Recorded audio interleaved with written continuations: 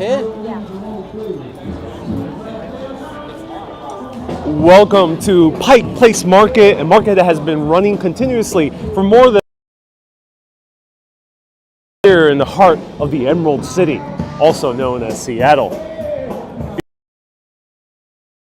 Pigeons flying above, people playing jazz. It's a really, really cool vibe around here. This is also one of the more popular tourist attractions with more than 10 million annual visitors. Today we're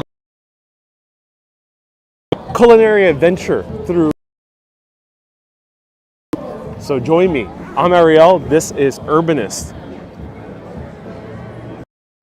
I'm very excited for this. You know, I always thought that Pike Place Market was mostly just the Starbucks, which I will be showing to you from the outside. You'll be seeing a video from it inside. But there's much more to just Starbucks. Places that I've seen pop up in New York as well. They have expanded over there. They have their own outposts. I'll point out one of them.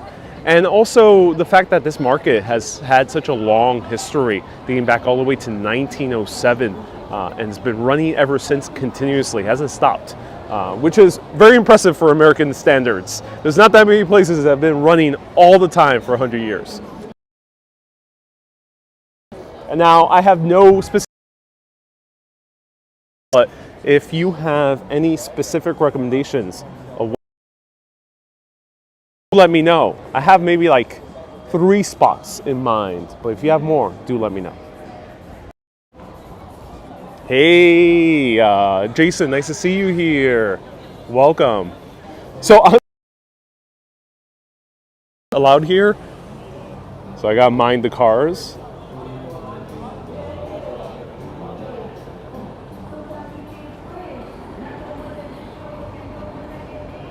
Kay, nice to see you here. Kay says, I am unable to watch as I have friends over. No worries, Kay. Thank you so much for saying hello. So another aspect of Pike Place Market is the buskers, and there'll be popular music playing from the buskers. So I won't be muting this broadcast. So go to patreon.com/urbanist if you enjoy these videos and want to continue seeing them. Patreon.com/urbanist. These are sponsored by the patrons, or pressing that join button on YouTube, or pressing that become a supporter button on Facebook.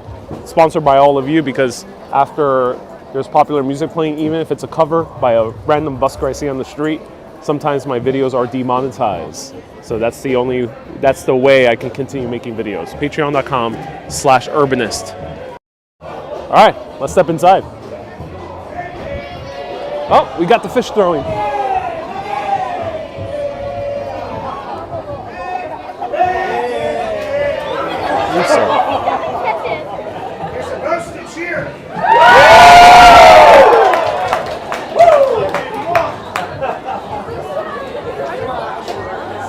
That's the show. Take a break.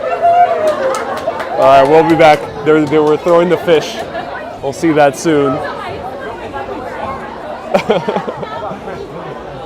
We'll catch you again. They do it all the time. So, yep, the man was throwing the fish to the other man behind the counter.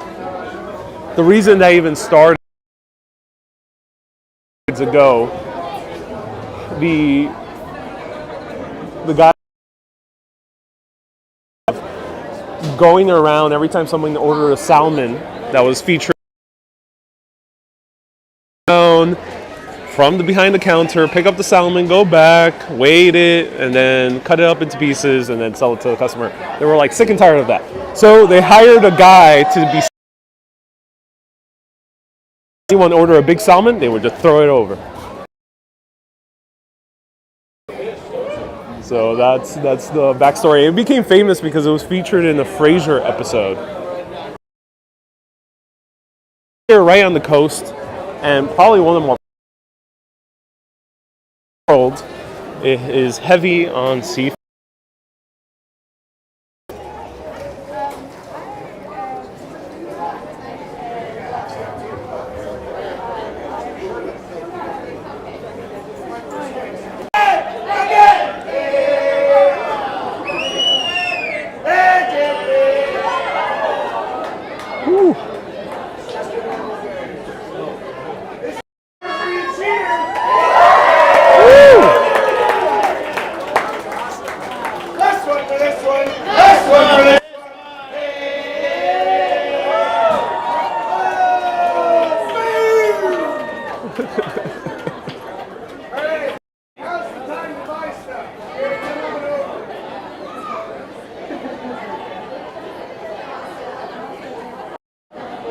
Bit of a Wander, thank you so much for a $5 super chat. You recommend going to Piroshki.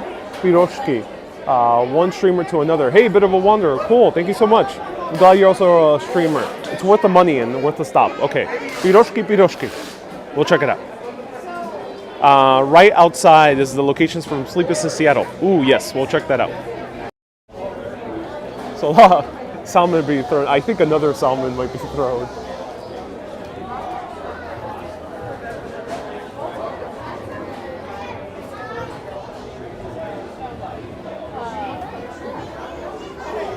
So let's continue walking around.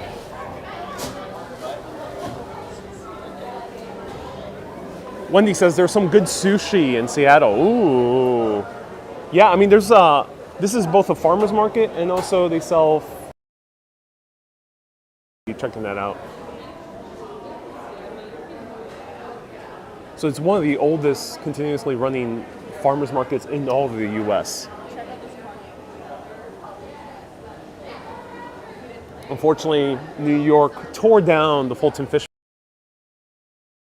Bowl if it was still survived, and then that would have been even older, but gave this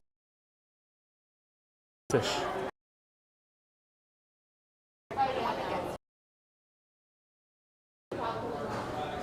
Angie says market spice, yeah. Ooh, cool postcards. Oh, I might be back for these. Oh, I gotta take out cash.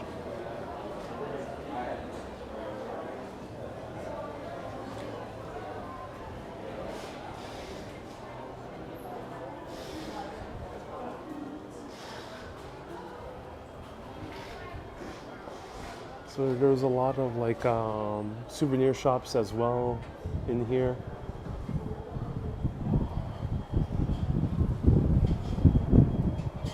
What is this?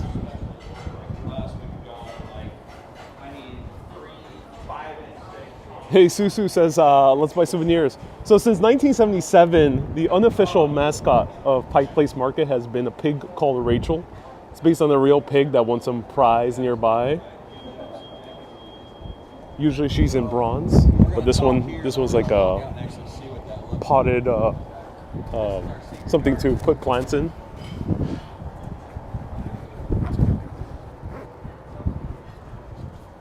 Ron says, let's buy a salmon. Maybe.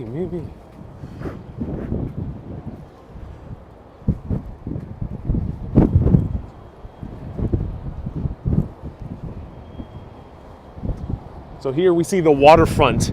Now the interesting thing about Pike Place is built on top of a very steep hill, and a lot of this is landfill. So it used to kind of stick out into the coast. And look at the beautiful.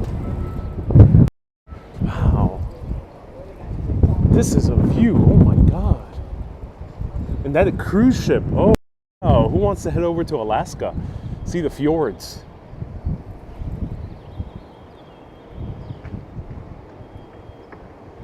Gorgeous clouds, gorgeous views of the mountains.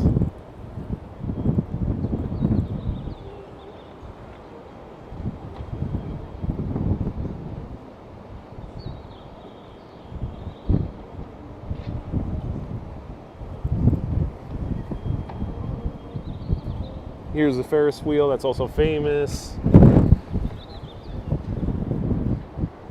Views of the docks. Gray says, have I shown the first Starbucks? I won't be able to during the live video. They're not really friendly to video, but I'll be posting a short video of it soon, which I'll show you some clips of inside. But I'll be passing from the outside here in this broadcast. Stay tuned. Bruce says, we did that from Vancouver. Oh, cool. I'm glad. Oh, it's so windy. It's super windy today.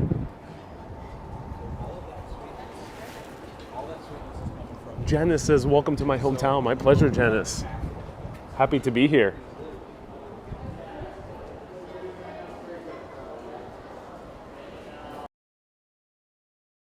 It smells good. Maximilian. Cool little diner here in the back. name is romantic and charming. Downtown Seattle since 19. Very old. It has all the old world charm of any romantic hideaway in Paris. Bring this up.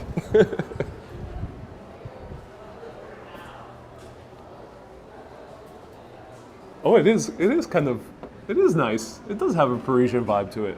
Oh, that's nice.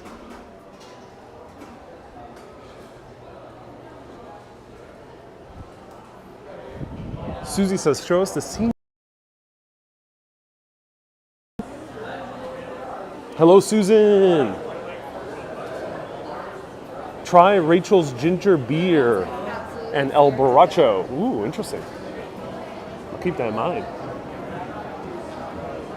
Let's see what's up this way. Well, umi sushi and teriyaki.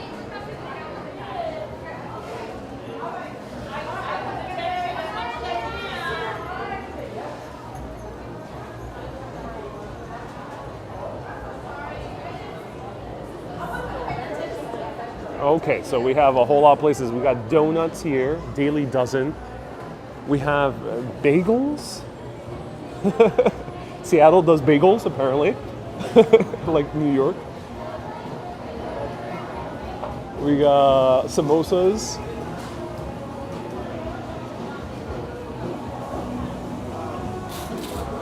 Beautiful paintings and postcards right over here.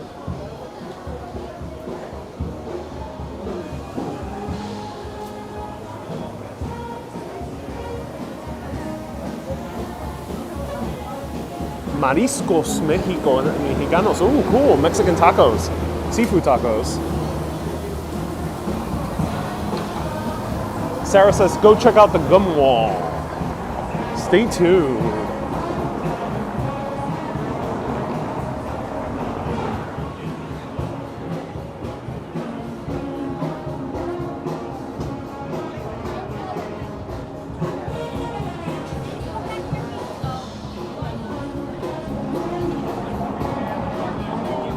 There's a famous comic book store down below. Is there? Let's check it out.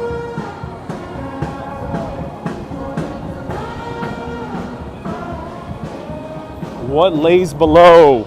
It's a multi-level complex because it's built on such a steep hill. Does it smell as bad as the old Fulton Fish Market? No, the fishy smell is not that strong. Here's Ghost Alley Espresso. I'll be coming back here. No coffee yet, but this is a market.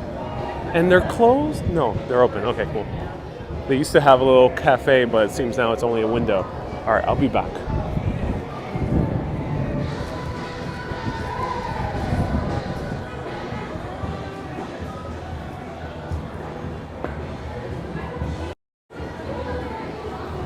All right, so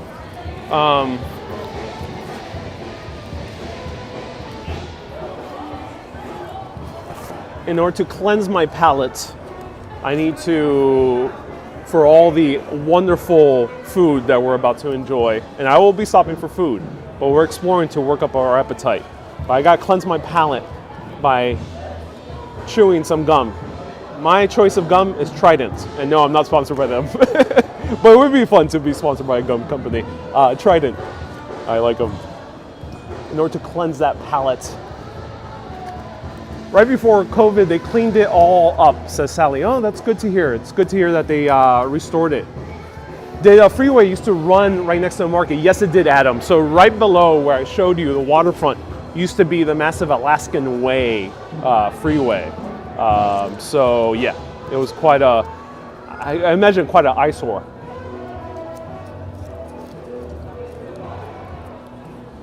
George says chewing tobacco is better. I don't think so. Susie says my favorite gum is Orbit. Let me know, what's your favorite gum? I'm very curious. I rarely chew gum on Urbanist, but there's a dual purpose, not just to cleanse the palate. There's a second purpose.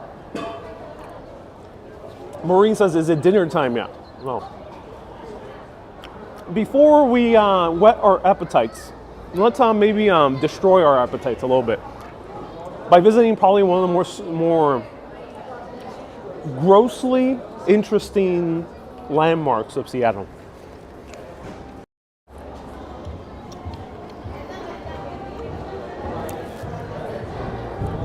Behold, ladies and gentlemen, the Gum Wall.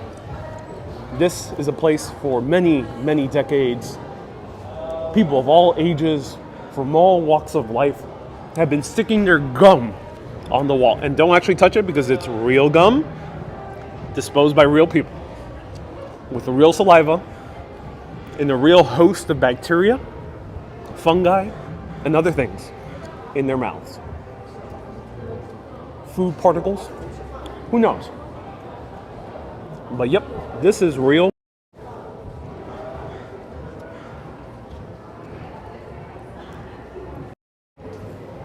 And the entire thing is surrounded in it. Sally calls it a COVID wall. Yeah, well, Sally, touche, Sally.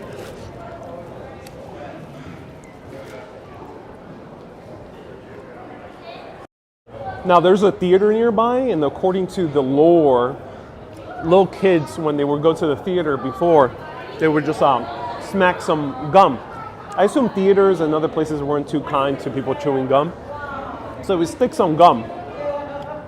And the kids just kept doing that. And they would try to scrape it off, and they would just keep on adding more and more to it.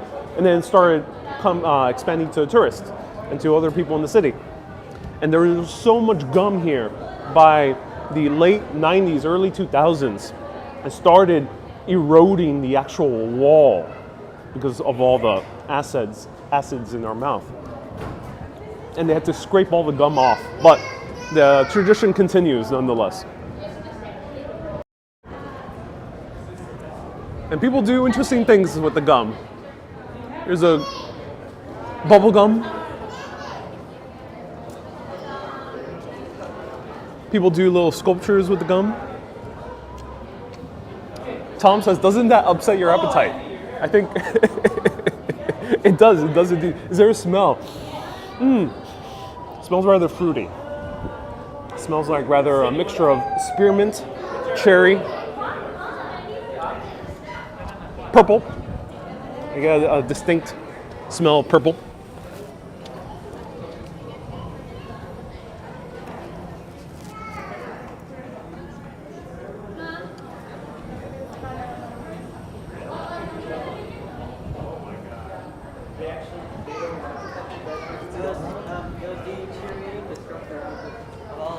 People have written their names on this.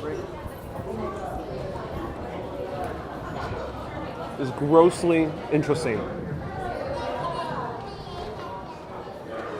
Melody says, literally the one spot in Seattle I do not like. I guess it's not for everyone. Indeed, it's not for everyone. I mean, on video, it looks even more disturbing.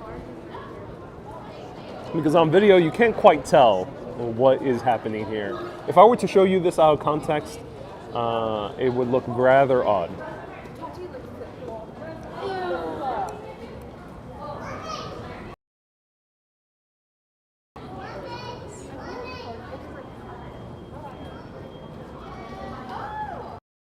So I would recommend refraining from laying on the wall, touching it. I like to touch walls, but I won't touch this wall. But I do have a gum. I'll put it somewhere. Where should I put it? Anyone got a ladder? I would love to. Oh, actually, someone has used the ladder. And they have placed gum all the way up there. Wow. That is impressive. I want to beat that guy. Let's go all the way to the rooftop.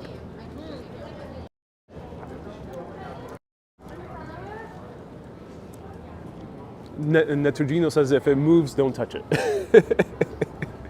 Yeah, that would be very odd. I gotta find a nice spot.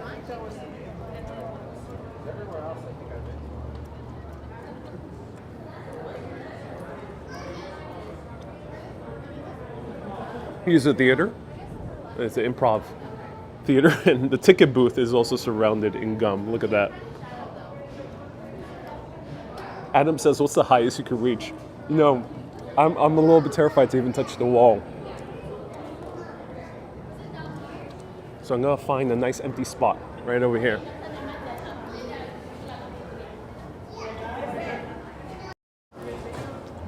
All right. All right. This has to be stretched out.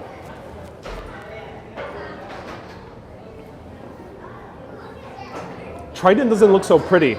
I should have gone for bubblegum. Trident looks like a little shriveled up, like a body part that just kind of pooped out of you. Yeah, it's not the most appealing gum.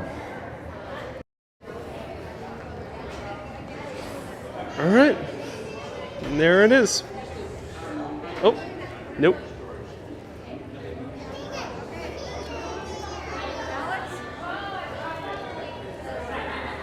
There we go, a little like gum hanger. Someone could put their gum on this gum hanger. And there we go. Voila!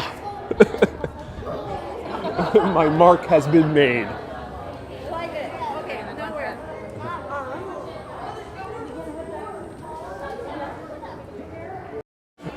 Okay, so my mark has been made.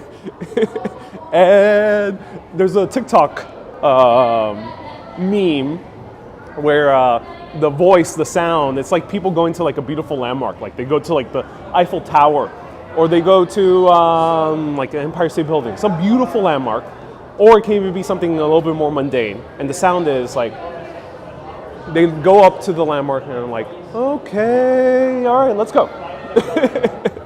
So that's it. That was the gum wall. Now let's go to actual appetizing things, and we'll be back for this coffee later.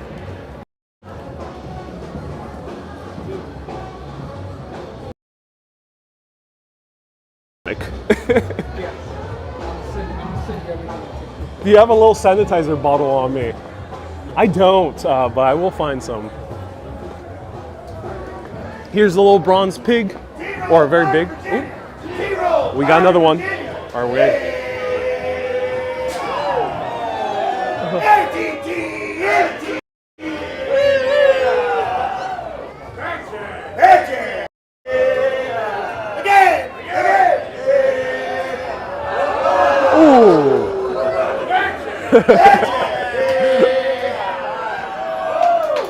Woo!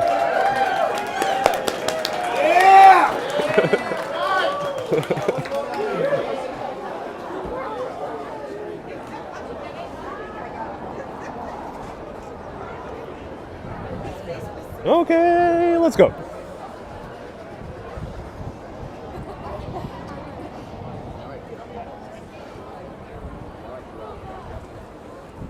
Sally says this fish market will give you the best shrimp cocktail. Ooh, shrimp cocktails sound nice.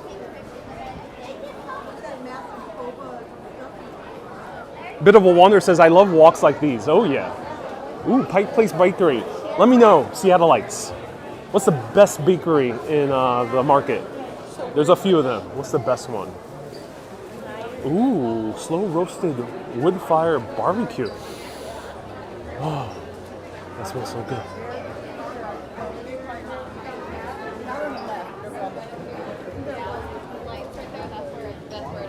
I'm so sorry. My face.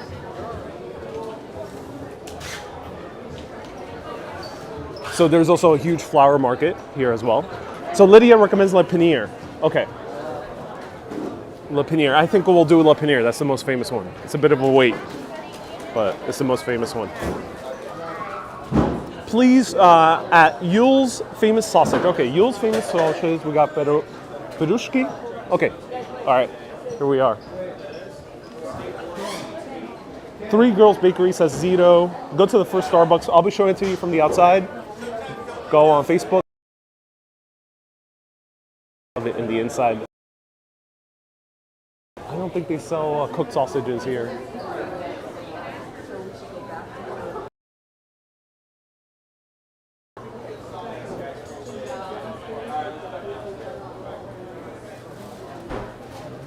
Do you guys sell any cooked sausages or just? Cooked sausage? Yeah. Cool. Okay.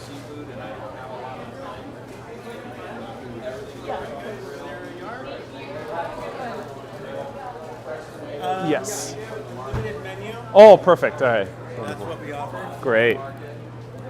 I'll have the German bratwurst, please. What would you like on that? Sauerkraut and that's it. Sauerkraut?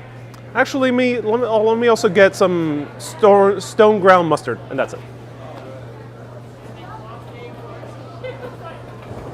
takes about 15 minutes to grill. 15 minutes. Wow. Is that okay? It's a bit long. Keep anything cooked. Yeah, no, it's We okay. to order.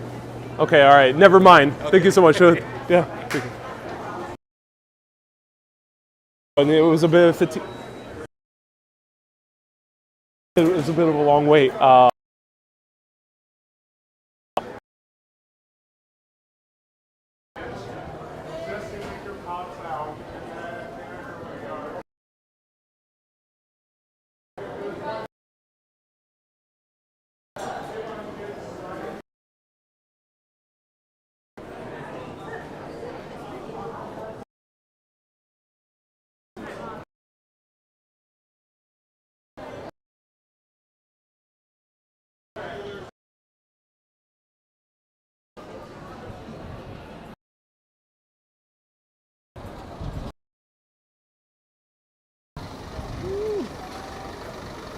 What's happening?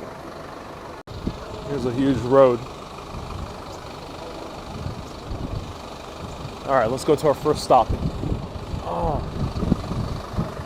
lines are gonna be too long.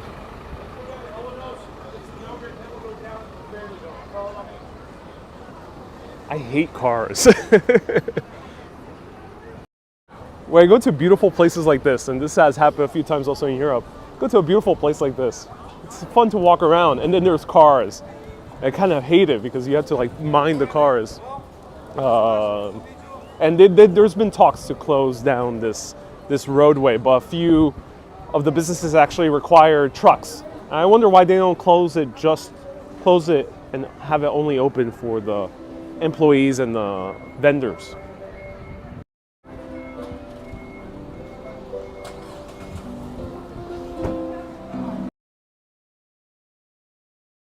Anyone because of a and it was based on a busker that actually played here for spoons. That was his shtick.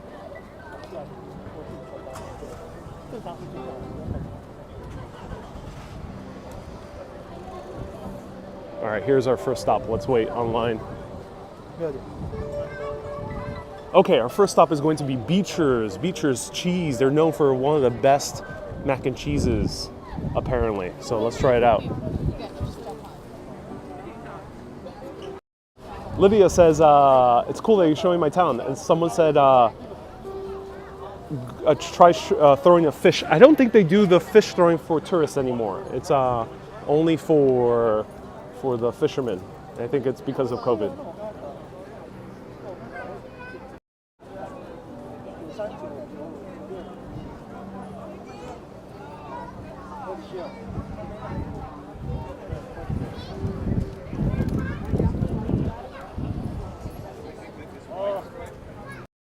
So Alder says I would wait in line for this. Yeah, we gotta wait in line. Pretty long.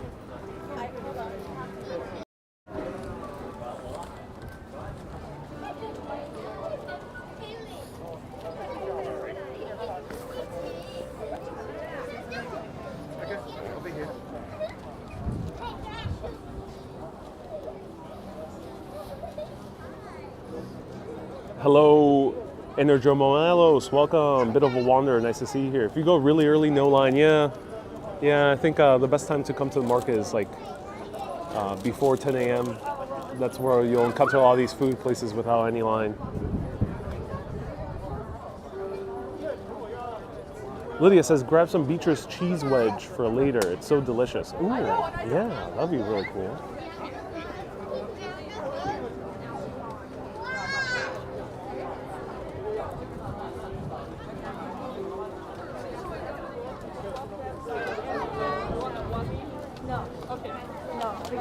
say my speech. I love it. I know.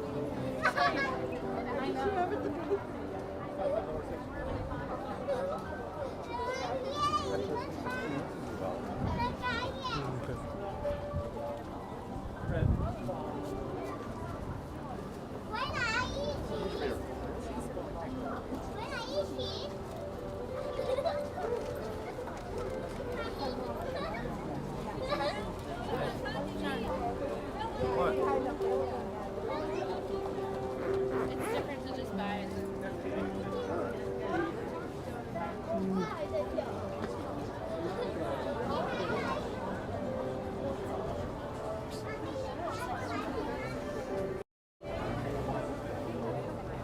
Lydia says they should be passing out samples as we wait. And Pamela says not too much. This is not a really fashion-forward city. Not really. No. It's not like New York, or I assume maybe Miami. I'm not sure. I haven't been to Miami yet, but I would assume there's a little bit more fashion there. Not quite like New York or London or Paris.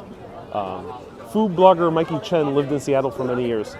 Yeah, he has a few awesome videos on Seattle food, which is great. Okay, the line is moving pretty quickly. We'll get there quick.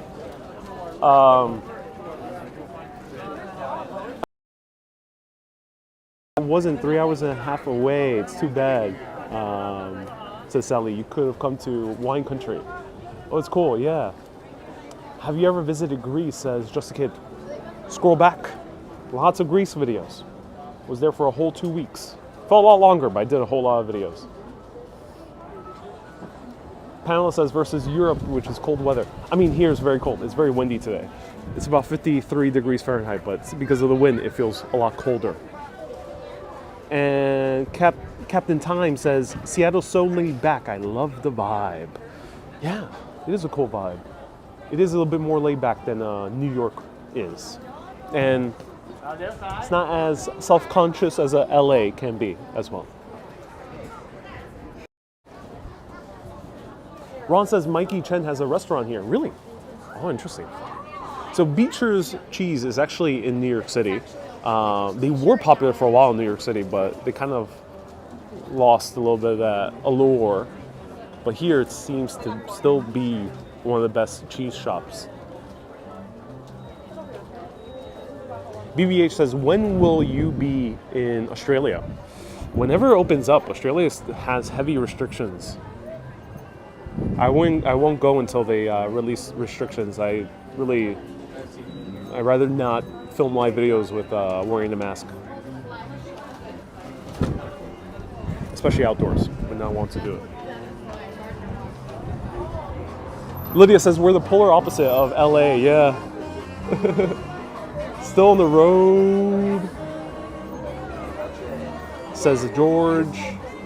Katya says Seattle fits my personality. I'm glad it does. Cannon Beach, Oregon is amazing, says Max. Ooh, good to know.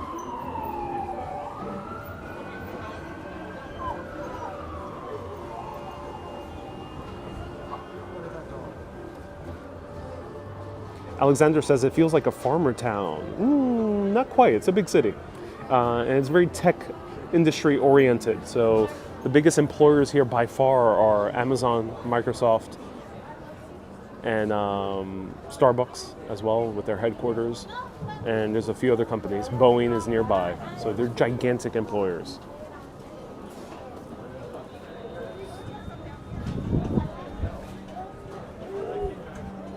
So here's where the cheese is made. Ron says, I heard Wyoming is nice this time of year. Yeah, I don't know too much about Wyoming. Though I've always been very interested in Cheyenne, Wyoming, which is where apparently one of the most fortified bunkers in the entire U.S. is located. Angie says you're getting closer to Piroshki. Yeah, and I have a feeling Piroshki is going to have a long line. Also the paneer. Mark says, do you notice a different accent between Seattle and New York? No. I mean, New York some people still have that very stereotypical accent in New York, the Flatbushian accent. And of course, you have different accents in New York. You have people who sound like they're definitely from the Bronx and Staten Island. So you don't hear that here. I can't really tell you what is the Seattle accent or the Washingtonian accent. I don't know. If anyone could tell me if there's any discernible differences. It's hard to tell. Yeah, because in the U.S. sometimes you can tell with Texan, you can tell with Southern, you can tell with L.A., which is kind of the stereotypical Valley Girl accent. But here, I just don't hear anything that really sticks out to me. So let me know, what do you think?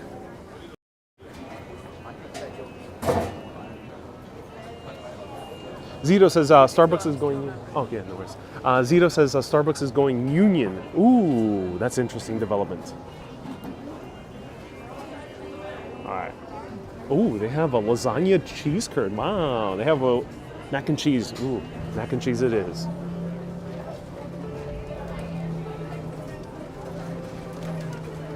MK says we stayed in Seattle for 2 days on our way to Alaska, and the seafood is some of the best I've had. And I've lived in Florida. Ooh, interesting.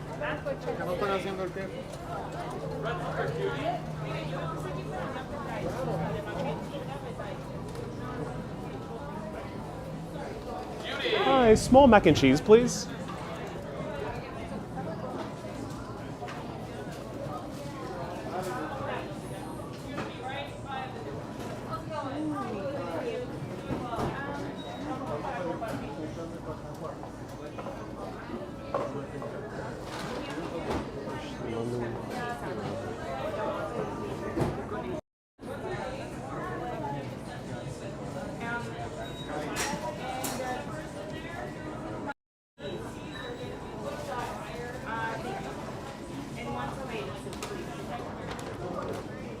Hey, just a small mac and cheese. Yeah.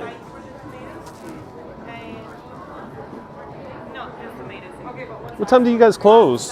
Close at 7 tonight. 7? Oh, cool. Nice. And a name for the grilled cheese. Galit. G-A-L-I-T. Cool, thank you so much. Appreciate it. Ooh, forks.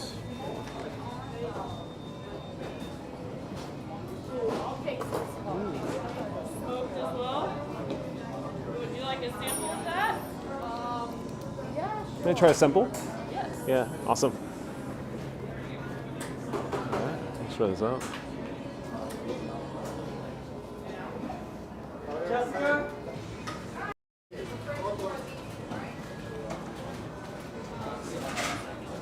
Very good. Wow. Very smoky. Where is it?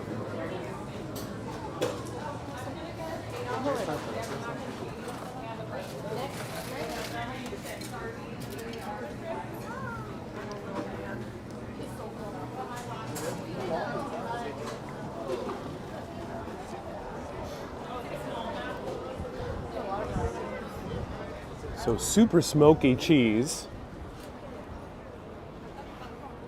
And bear with me, gotta find a place to put down the camera.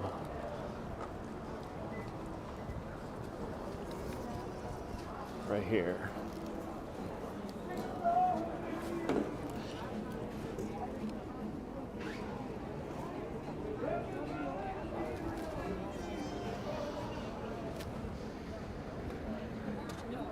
Look at that. Super creamy. Mac and cheese.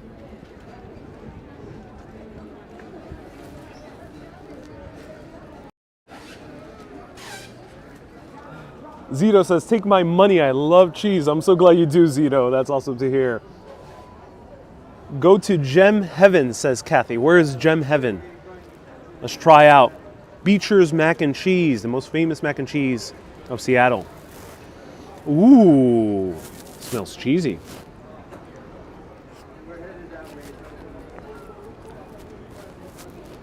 Mmm. Wow. Perfectly melted cheese. It has a slight kick to it, so they put some spices in here. Maybe some red peppers.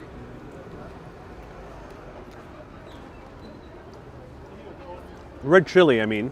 Really, really good. Wow. And the cheese is super soft, so it's almost liquidy.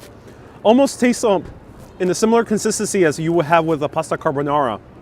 Is that kind of liquidy cheese sauce. So it's not the super thick one that you would find more in southern soul food, which is the southern US. They make thicker mac and cheese. No breading here, so it's not that type of baked mac and cheese. Wow, that's really good.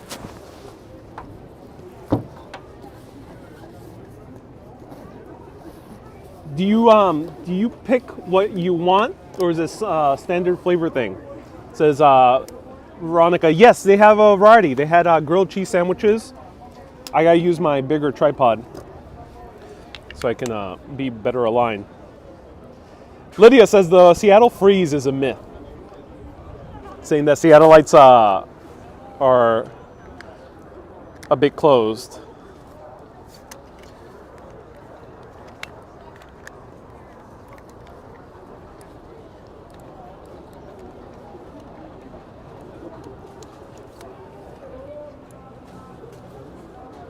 There we go, that's a lot better.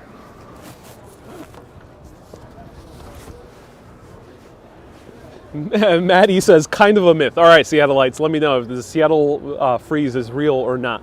So apparently here in Seattle, people are chill, they're relaxed, laid back. It's still a big city, so you still got that straightforwardness that is typical in New York and New Jersey and Boston and Philly and Chicago. You got that straightforwardness. But apparently, according to lore, the Seattleites, sure, you know, that is nice to meet them up front, but the moment you try to like get to know them,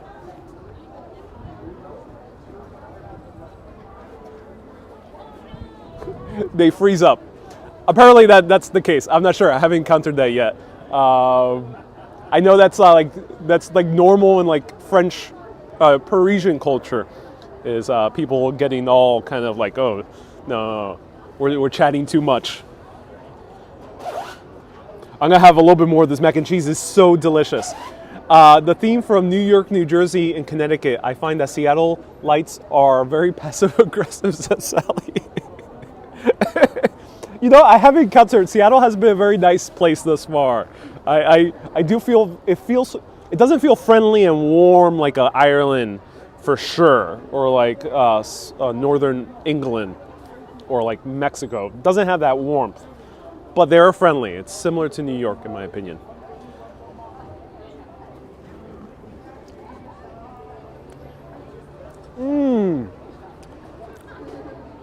Wow. That is a good mac and cheese. It's nice. It's a nice serving. Cost me $8 for this serving. It's quite expensive. Remember, Seattle is, according to some stats, the second most expensive city in the U.S. after San Francisco.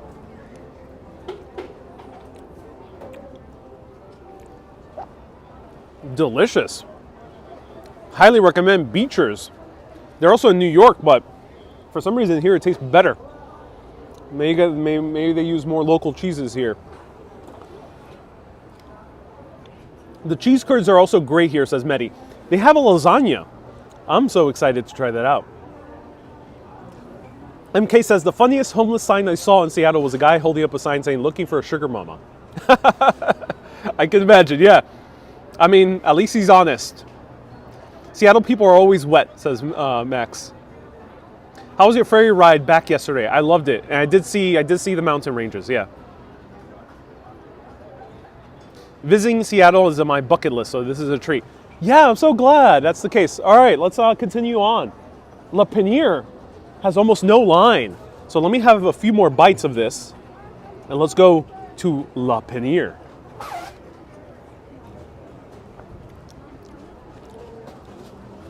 It's so good. It's so good. My sister and I attended the 1962 World's Fair. I'm loving these videos, says Carol. Carol, thank you so much for tuning in. Carol's a awesome urbanist, has been tuning in for a while. Thank you so much for tuning in.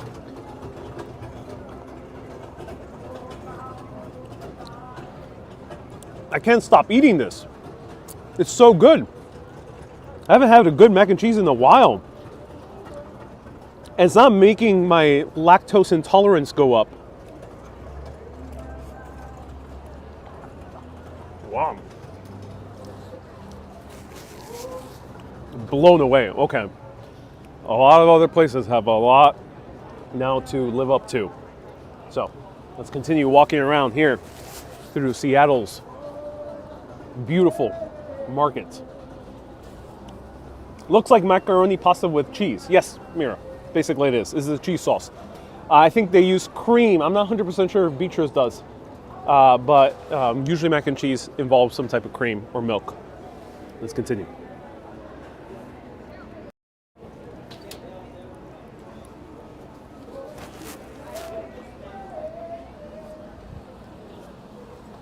So that was Beecher's handmade cheeses.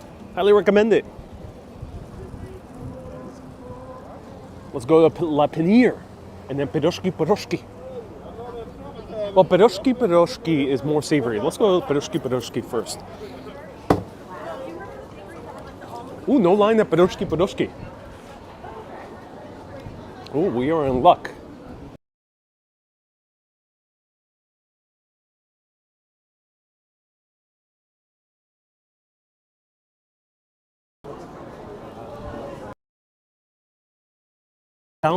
Smoked salmon pate.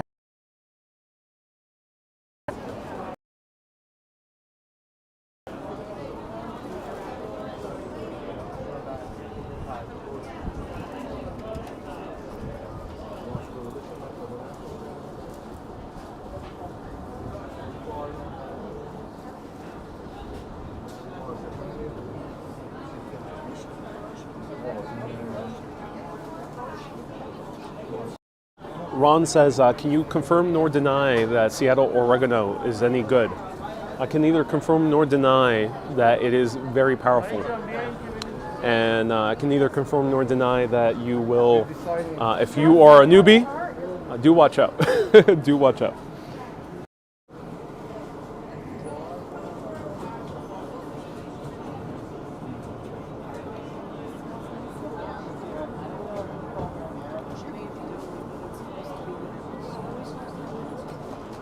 JD says, go to the pink door. Ooh, yes, I will be showing the pink door from the outside.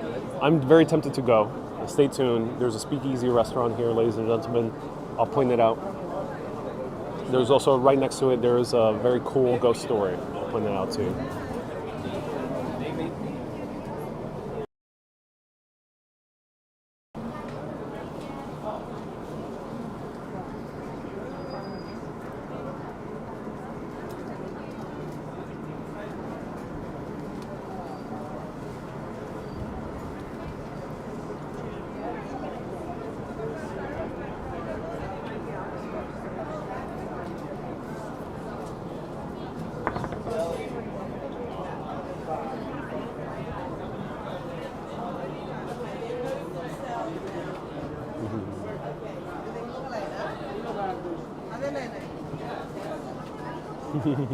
She's doing a dance.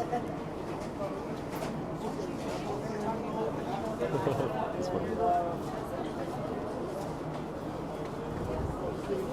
Ron says that Hawaiian pizza. There is a few pizza shops here, indeed.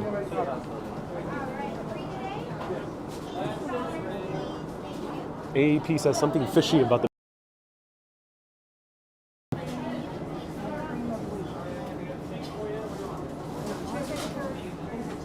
Susie says they like to queue, just like the British. Well, yeah, in the US, yes, we do like our lines.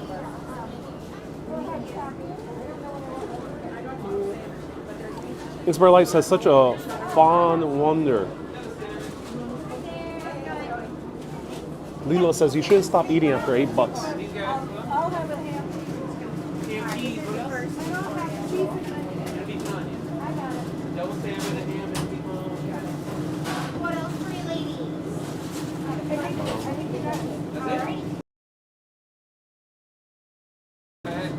Hey, I'll have the smoked salmon. That's all.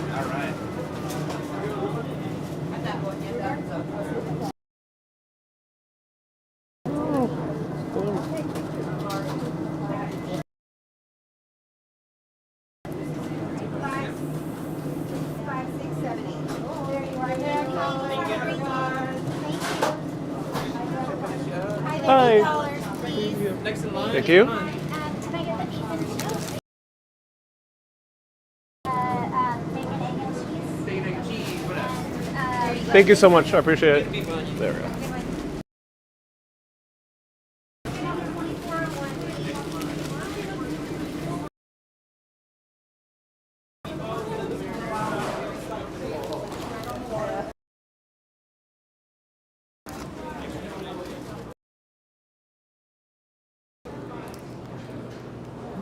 A lot of cool places here.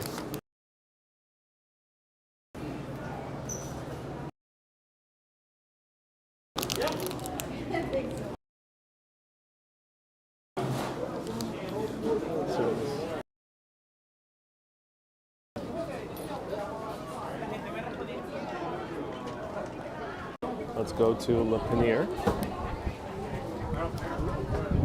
You.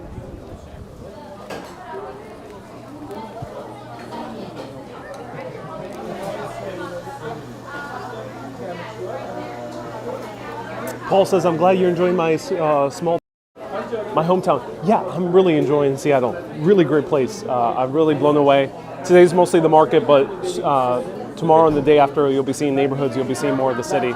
Stay tuned. Now we're going to Le Panier. We're going to have these two.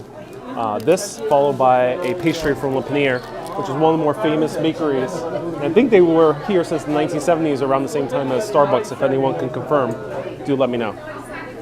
And this usually has a line around the corner, but I think people come here earlier because a lot of things are sold out.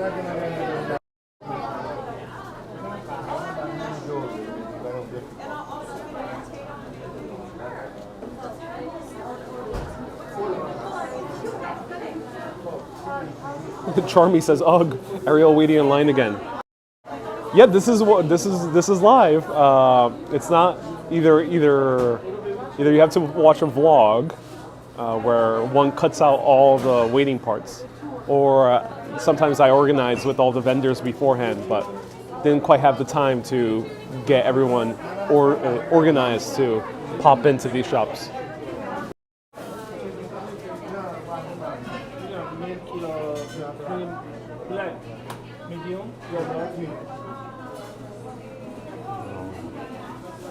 Wow.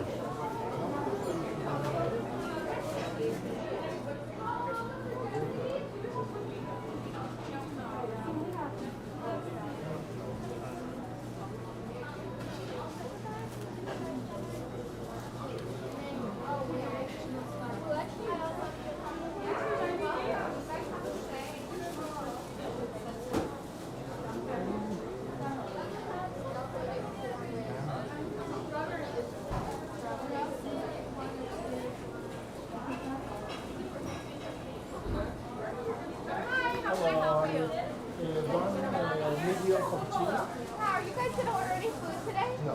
Okay, great. Then I'll meet you at the register for the coffee.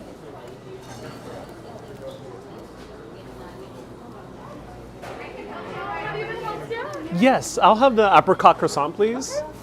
And The square one or the square one. Okay. Yeah. And let me see. I'll try the Frillin, please.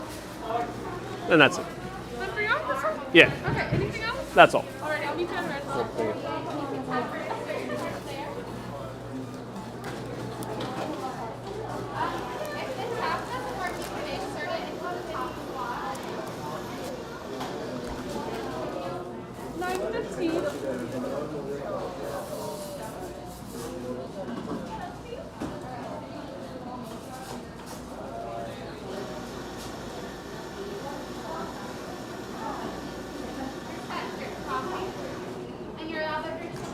Thank you so much. You too.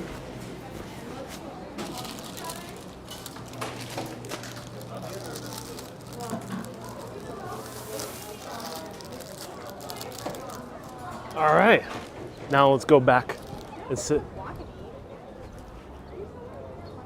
What's the smell like? Says Anonymous. You know, it smelled like baked goods. Very strong, fresh croissant smell.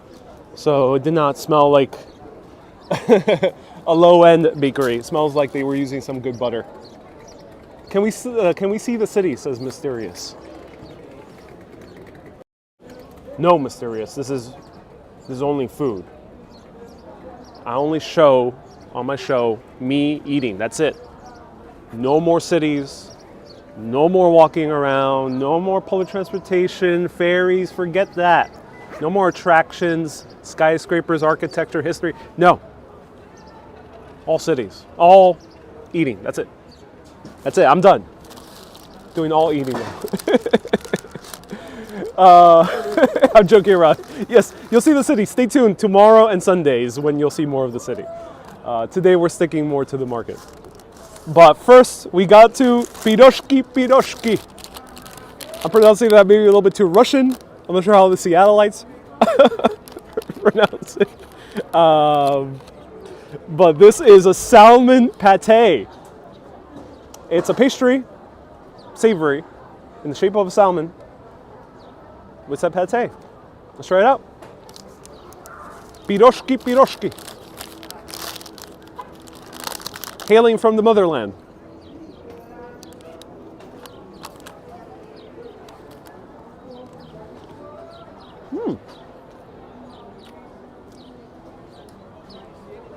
Wow. It's good. It's good. I'm not the biggest fan of salmon pate, but it is a good salmon pate. So it's basically, I'm not sure how you would, what's the right word? Crushed salmon, or crushed salmon. I'm not sure how you would say it. Do let me know. But and a lot of dill weed on top, and the actual breading is good. It's good. It's a good breading. It's a heavy meal.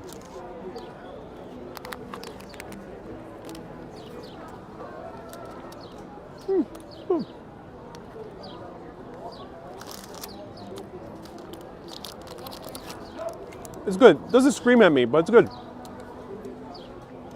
If you like your pastries with some salmon pate, if you like your bagel, bagel, cream cheese, and salmon, try it out because it is really good. So everyone keeps telling me salmon has a silent L. It does indeed in English, but you gotta understand, ladies and gentlemen, Spanish is my first language. So with many of these words, sometimes I do pronounce it as it originally is pronounced in Spanish, which is salmon. We don't make the L silent in Spanish.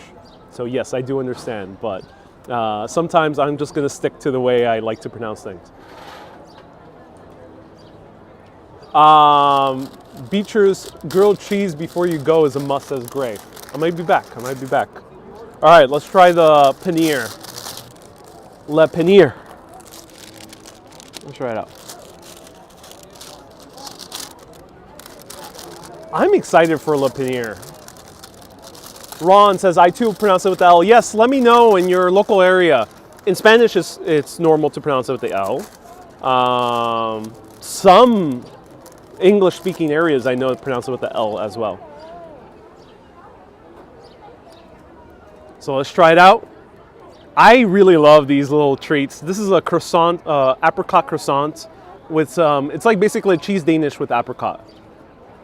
I'm super excited to try this out.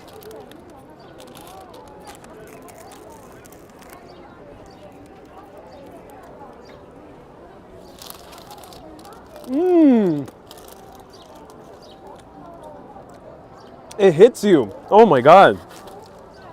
Wow. So I love how flaky this is. This is a really well done pastry. Look at the flakiness. Zoom.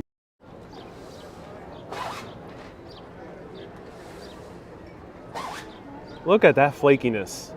There is cream on here. There is like a cheese, like the same cheese that is used for a Danish. Let me know what is the name.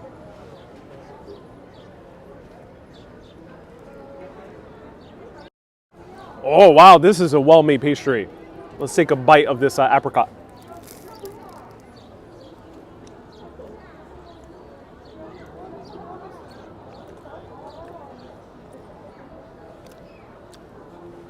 Oh my God. A good French pastry in the middle of the west coast of the Pacific Northwest. What more can you ask for? It's an art being a pastry chef, says Doreen. And indeed it is. So perfect. The apricot is also cooked. It's made to perfection. I'm not sure how they make the apricot. Let me know. But it's almost the whole fruit right over here. It seems to be on the egg wash or some type of glaze. It's just made to perfection, this apricot. It's a great apricot. I just want the apricot. Let me just go for the apricot over here.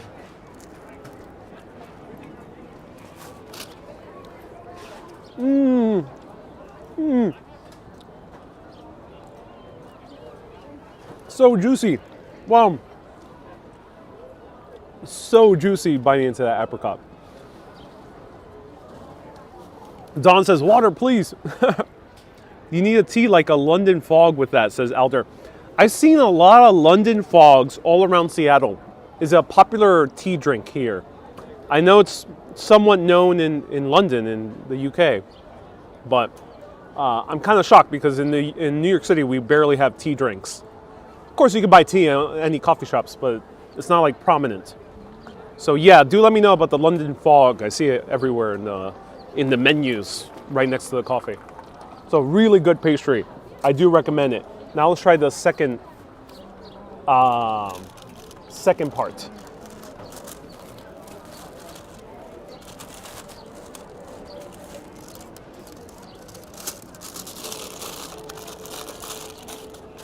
It's popular in Canada, says Alder.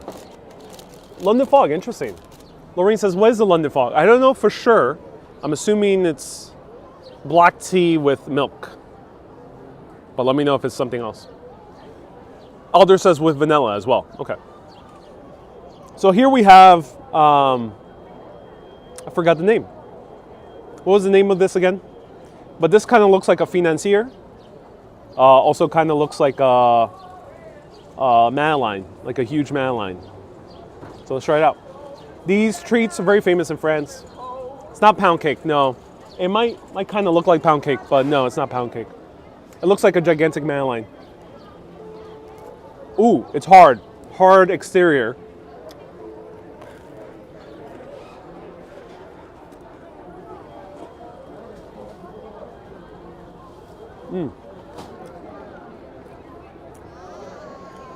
Hard exterior, but very soft interior. Is it cornbread, says Doreen? It's not cornbread, but it does taste like cornbread. There is the same texture as a good cornbread. It tastes very similar to cornbread. I don't think they're using corn in here, but it's definitely as butterly delicious as a good cornbread. That is very good. So very crispy on the outside, but it is, in my opinion, a very well done Madeleine. Very crispy on the top, so it might be shocking at first, but so super soft in the middle.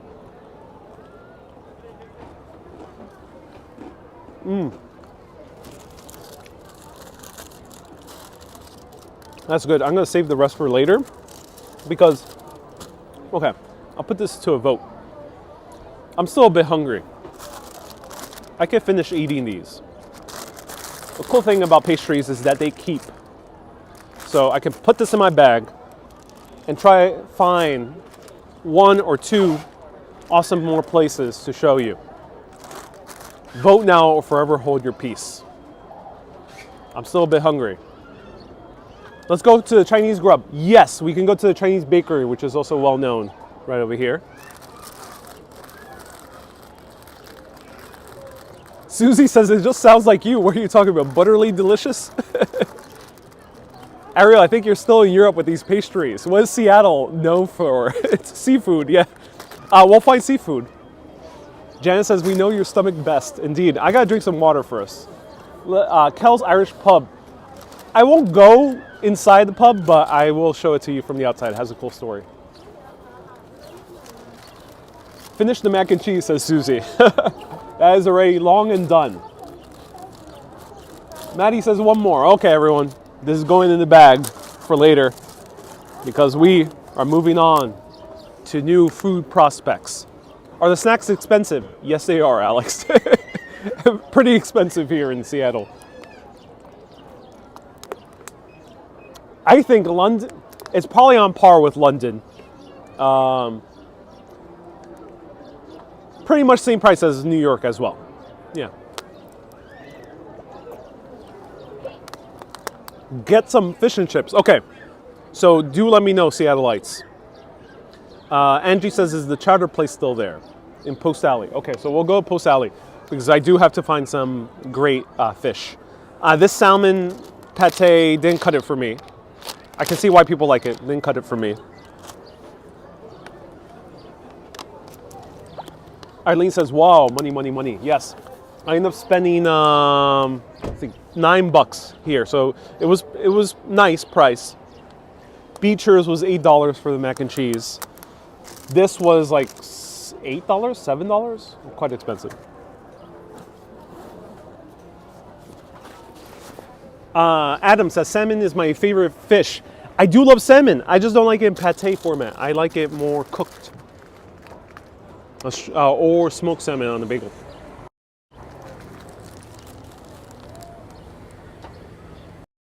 All right, let's go. Okay, let's go.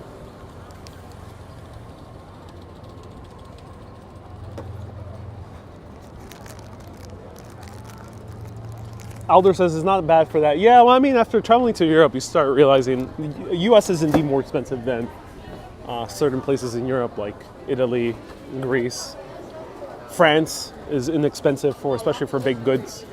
I could just walk. Okay. Yeah, it has. Another Sue says, will you go for the mac and cheese or apricot tart? They're a little different. The apricot tart, I think, is the best pastry I've had thus far, but maybe there's more. All right, ladies and gentlemen. 1970s US. It was absolutely deprived of any good coffee. No one could find anything. What people were drinking were Folgers, Insta Coffee, Nescafe, the bottom of the rut of second wave coffee. And then a man from Amsterdam who was an engineer came over here, and his name was Alfred Pete. And he thought he was going to work here as an engineer, as many skilled professionals come over to the US to work in a skilled job that they are trained for. But when he came over here, he realized he could not do his work in engineering because there was no way that he could drink his good coffee. Coffee sucks here in the US. And he was devastated. So before ever considering to continue being an engineer here in the US, this Dutchman decided to start a coffee roaster and start educating people on how to make good coffee. 3 guys from Starbucks. One of them is Zeb Siegler, the other one is Jerry Baldwin, and there was a third guy as well. And they also noticed the lack of good coffee, not just in California, where Pete was based in San Francisco, but also the lack of good coffee here in Seattle. Coffee was just a bunch of soot and a punch of acid to your stomach. It was not meant to be enjoyed. So they come up with the idea, okay, let's bring some good coffee and let's do what Alfred Pete is doing in California and bring it here to Seattle. So they call up Alfred Pete and say, hey, I know you just opened up this awesome business. Tell us all your trade secrets. And surprisingly, the Dutchman says, yes, come on over. He gives them the full tour of the roastery in California. Their original shop is in Berkeley. Shows them everything, how he does his coffee, where he sources his coffee from, and they teach them everything that they need to know. So these 3 guys started the very first roastery here in this area, Pike Place Market, which was called Starbucks.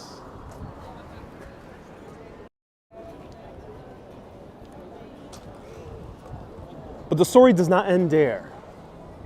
Because this Starbucks, this is the original shop. It's not the first. The first was just very close by.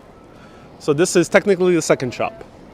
But it's very important because this was the first coffee shop, not roaster. So let me pull up a few photos.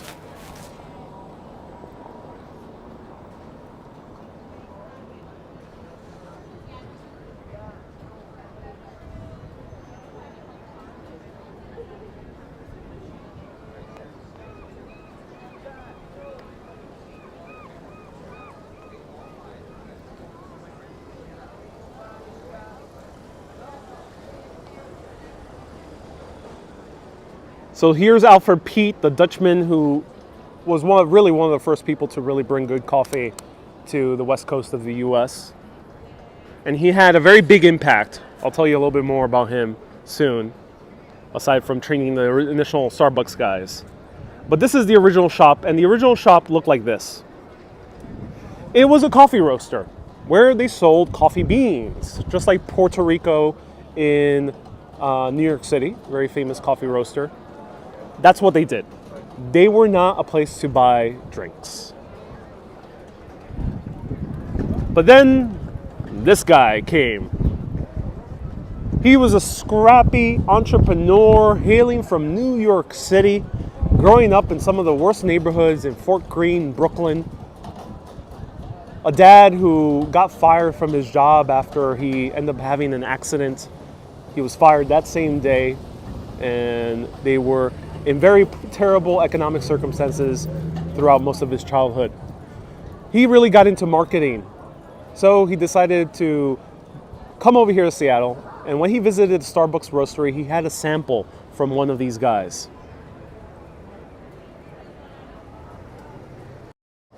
So he tried a sample because in order to convince people to buy good coffee beans that they would have to manually make at home, it's asking a lot from Americans, they would have to give away free samples. And initially, a lot of people who would receive the free samples would be like, oh, that's strong. But they'd be like, just take another sip. They would take another sip. And you start to realize, oh, wow, it's actually really good coffee.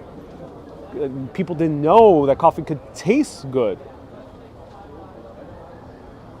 And Harold Schultz had the same experience. He came over here and fell in love. And he asked these guys, can I join your team? I assume they were a bit hesitant because he was a marketing guy. Why do these guys need marketing? They're just a humble coffee roaster in this beautiful market. But he was like, no, trust me, you guys need to expand. Like, we need to start bringing good coffee to the US. And Howard, coming from New York City, probably already knew there was terrible coffee also in New York. So he came over here, became the marketing manager. But then Harold Schultz, while he was working as a marketing manager for the original Starbucks, went over to Milan for a trade show about coffee. The trade show was rather boring. Didn't have nothing that he didn't know about initially.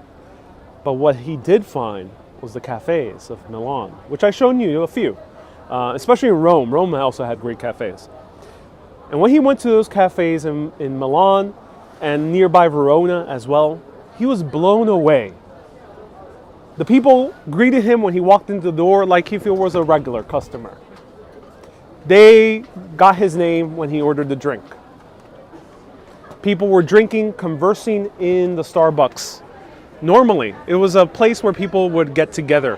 And Harold Schultz was very fascinated by the fact that people were chatting with each other. So for context, this is 1970s US. US has already gone through a process of immense suburbanization. Many of our cities have been slashed into 1,000 pieces due to the highway system. So Americans lost what is called their third place. We have three places. Any type of human all around the world has three places they go to. Their home is their first place, their work is their second place, and the third place is where they hang out with when they're not at home nor at work. In Europe, it's very obvious where the third places are. Bars, cafes, bistros, if you're in Ireland or in the UK, a pub, which are open all throughout the day, and they're not dark, dingy places that are really only meant for night drinking. And if you're in Italy, that is also the cafe. But America didn't really have those third places. Maybe in some major cities, you still had your pubs, still had some of your local bars, but not that many. Kids in the 1970s were hanging out at the Walmart. They were hanging out at the mall.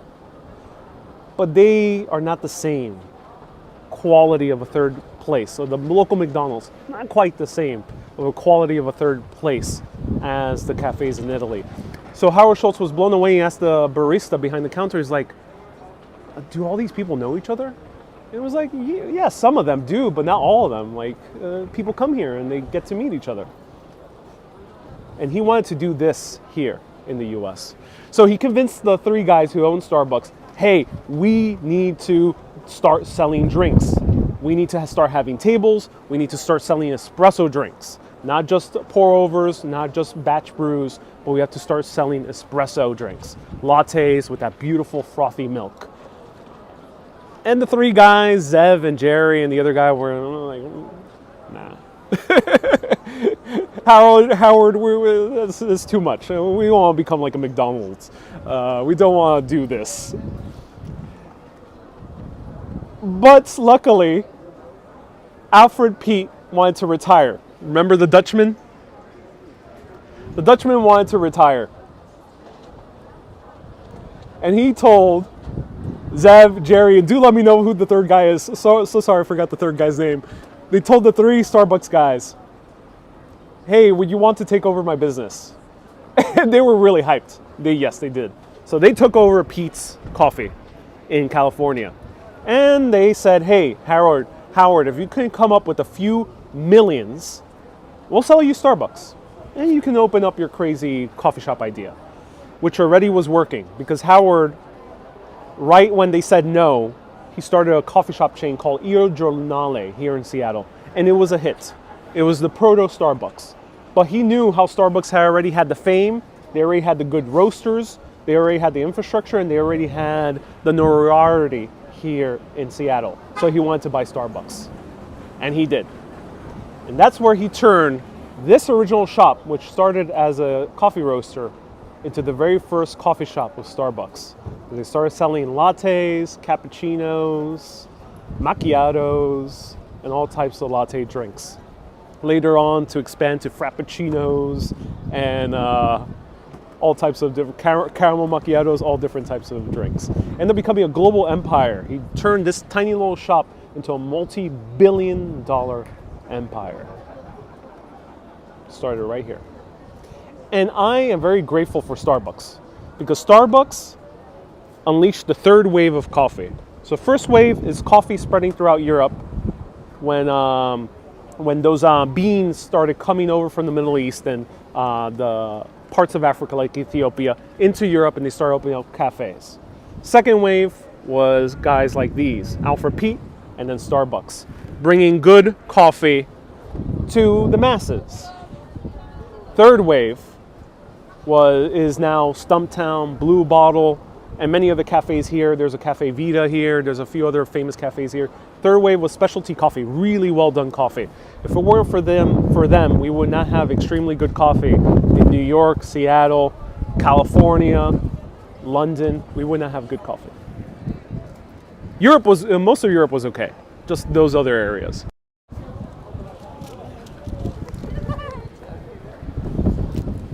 Filming right now? I am indeed, yes. Do you want to know where the original Starbucks is? Yeah. Where is the original location? See that clam chowder sign? Ah, okay. That's where he used to like just roast them and sell them to local coffee shops before he had his own. Right. This is actually the second one. This is the second one. It's the first, but That's why they call it the original. yeah. It's like not But- technically, but yeah. There's no plaque or anything No, right in front. no, Oh, I it's see. just kind of an inside. So it's the Chowder sign right down there. Okay, thank you so much It's for letting me know. chowder, yeah. If you ever want Cool, to add that awesome. to Thank you so much.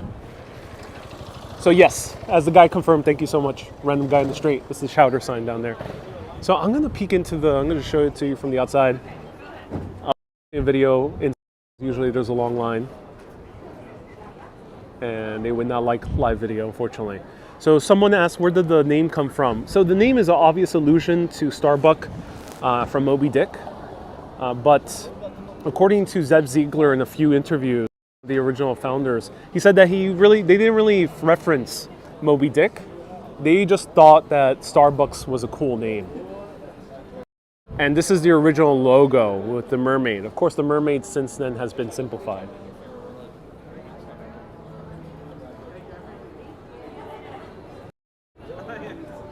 So let me peek into the bar over here. I'll show it to you. Right there. There we go.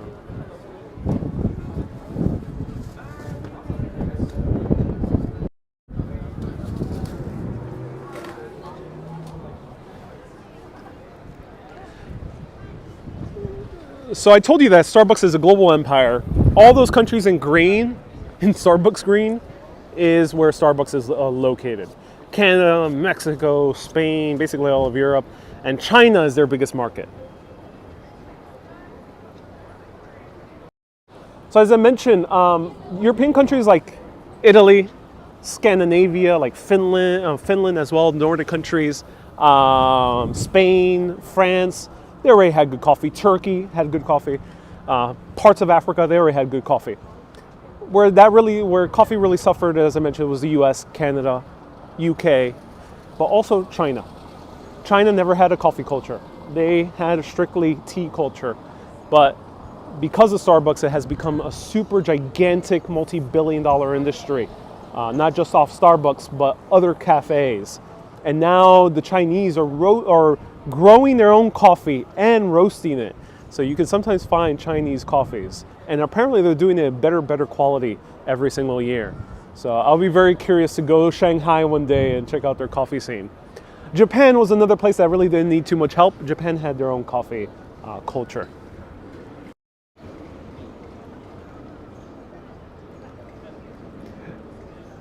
They even opened up a Starbucks in the Forbidden City in China, which was super controversial.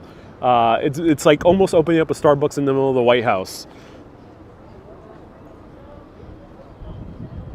And if you want to see how Pike Place looked before Pike Place Market, this is how the hill looked like before.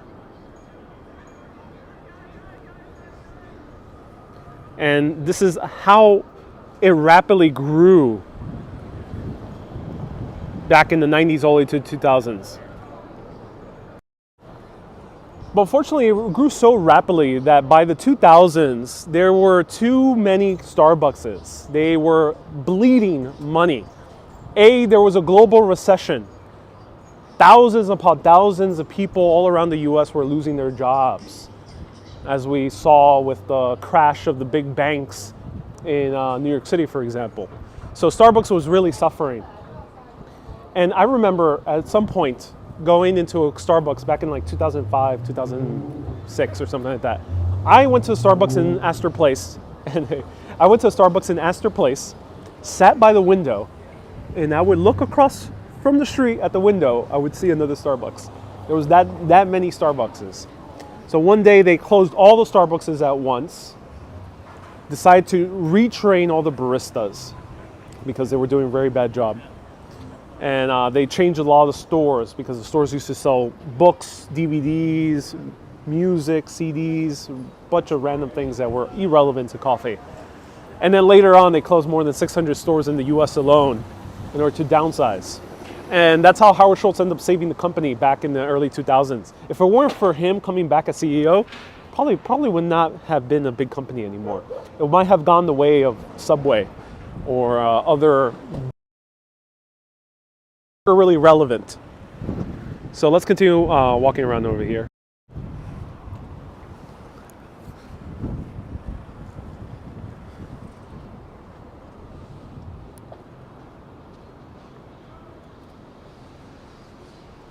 Jay Davis says he's coming back again. Oh, I hope so, because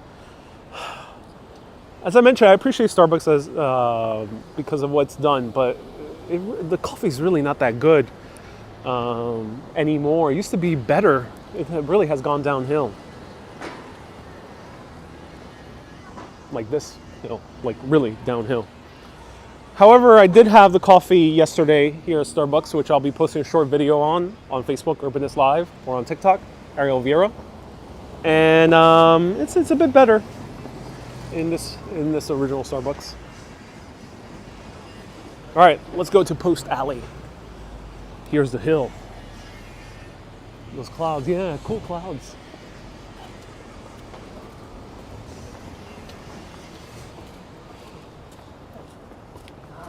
George says Starbucks is always experimenting with artificial additives. Yeah, it's a bit sad. I hope they return to good coffee. That's what matters the most.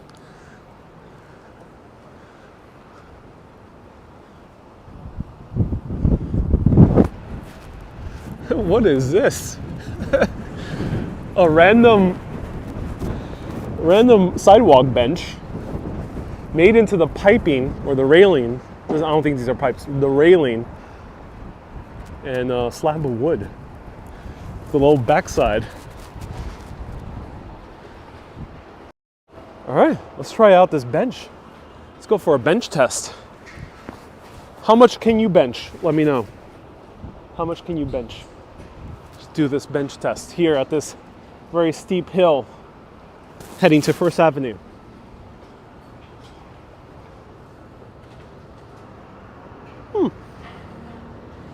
I like the little wooden slab here, provides some back support. There's a no smoking sign. Come on, Washington. Not letting people enjoy the fruits of the open legal oregano. This pipe is uncomfortable. It doesn't function as a headrest, but the wooden slab is comfortable, and it feels kind of cool sitting here at a downhill area.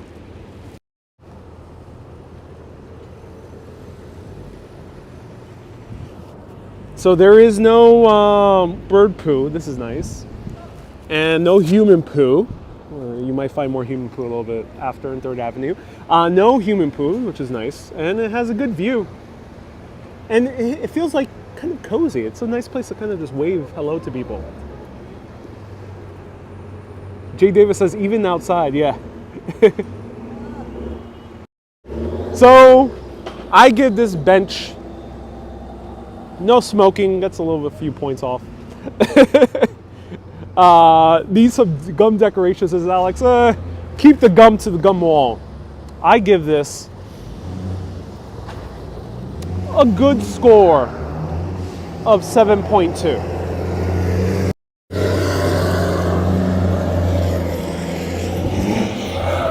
It's a 7.2 bench.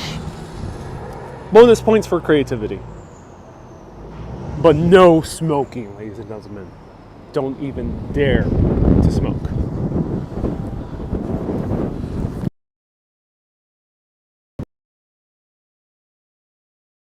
School, do drugs. I mean, don't do drugs, do school.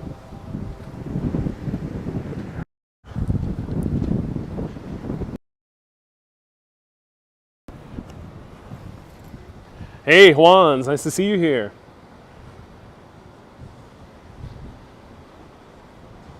So here we are in Post Alley. And this is Kells, one of the original Irish pubs of the city. And here we have the Pink Door. The Pink Door is known as one of the more famous speakeasy restaurants here in Seattle. There's no name, it's just the Pink Door. Apparently you can just walk in as well, but you can also book a reservation. And they have late night entertainment.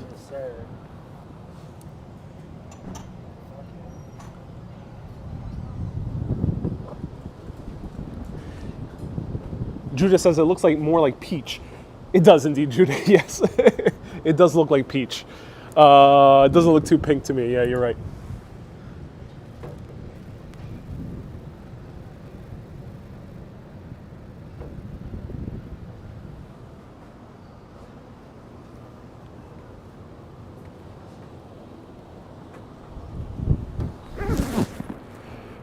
Getting cold. 100 years ago, or give or take some years, this building had a very different purpose. It was not supposed to be a pub like it is today, a nice Irish pub called Kells, opened up by a few Irish Americans that wanted to introduce some Irish pub culture to the city of Seattle.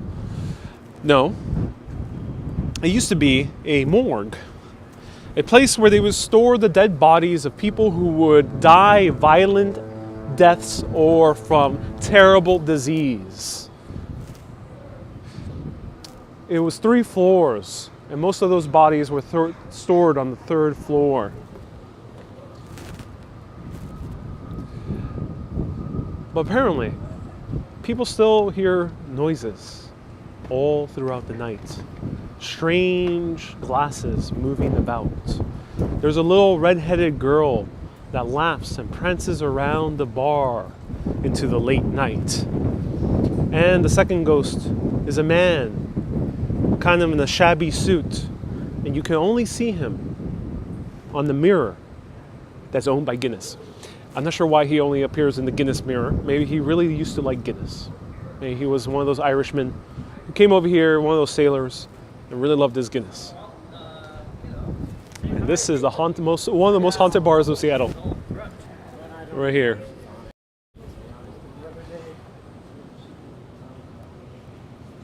Kells.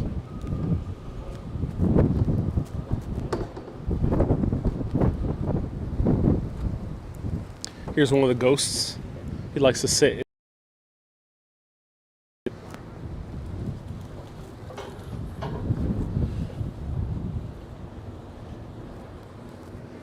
Hey, Michelle says, ooh, Seattle does have a ghost story. They do have a ghost story, yeah.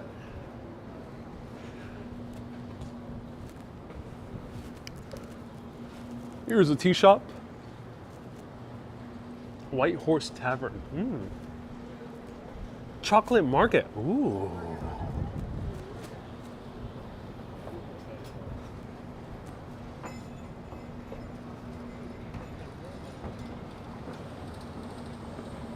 Jeffrey says, one of the Irishmen, I think they all loved Guinness, says Jeffrey. Yeah, touche, Jeffrey. Maybe they all love Guinness. Okay, so let's find some clam chowder. What's the famous clam chowder spot? Do remind me.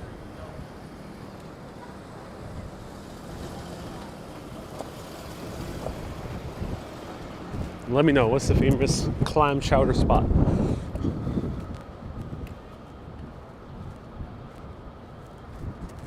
Let's go back through Post Alley.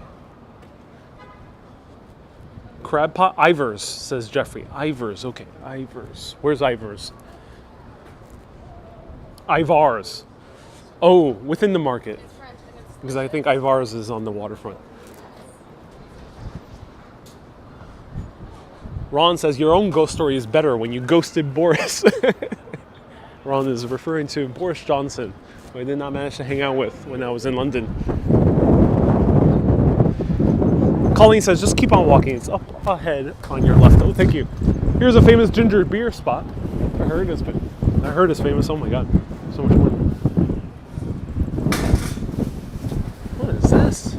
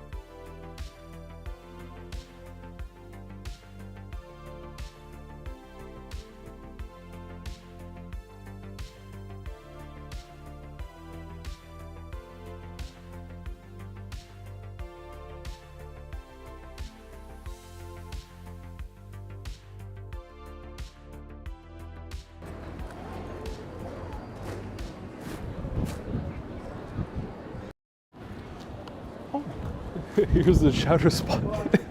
I was like, where's the chowder spot? Oh, here it is.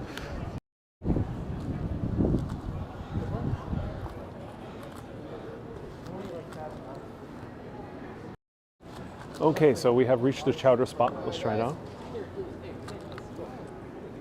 Another one. Awesome, thank you so much. So you got about 10 minutes before you're in and out. So. All right, awesome.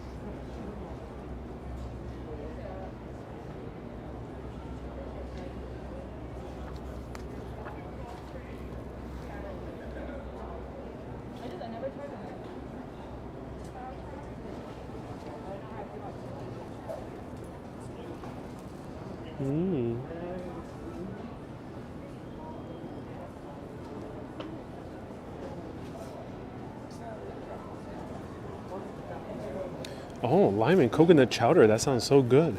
Oh. So here we have seafood bisque. We have market chowder. Oh, that's so interesting. Made with halibut, mussels, scallops, shrimp, clams. Oh my God, that sounds amazing. And we have crab and oyster, smoked salmon. All these amazing. Michelle says you pronounced it wrong. It's chowder. I'm not sure. I think that's more of a Boston thing.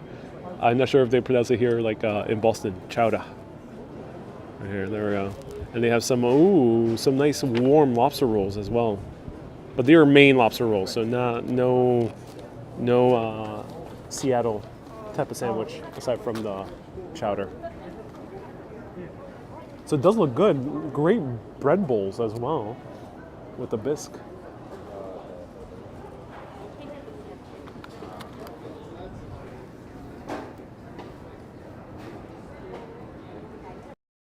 Oh, Stephanie, hope you're doing well. Feel better, Stephanie. Everyone, round of hearts to Stephanie. Amazing mod. She's feeling under the weather. Hopefully you feel better. Let's try out this ginger beer. I ended up getting the cucumber tarragon one. And I don't think it's alcoholic. Whoa. Definitely super gingery. Super gingery. Very strong with the cucumber. Really, really good. It's actually super refreshing as well. And tastes fresh. It doesn't taste like your synthesized, synthetic ginger, which is good.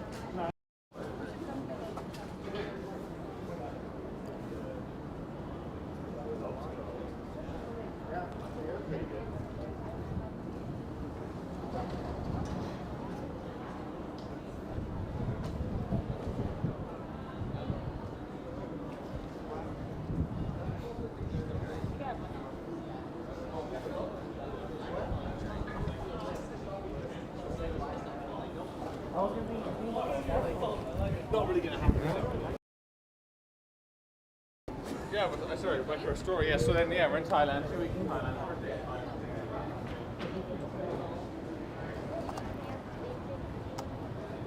How long was Puerto Rico and Boston? Oh, so this is the only Bolivian restaurant in all of Seattle. It's cool that there's at least one here. Copacabana.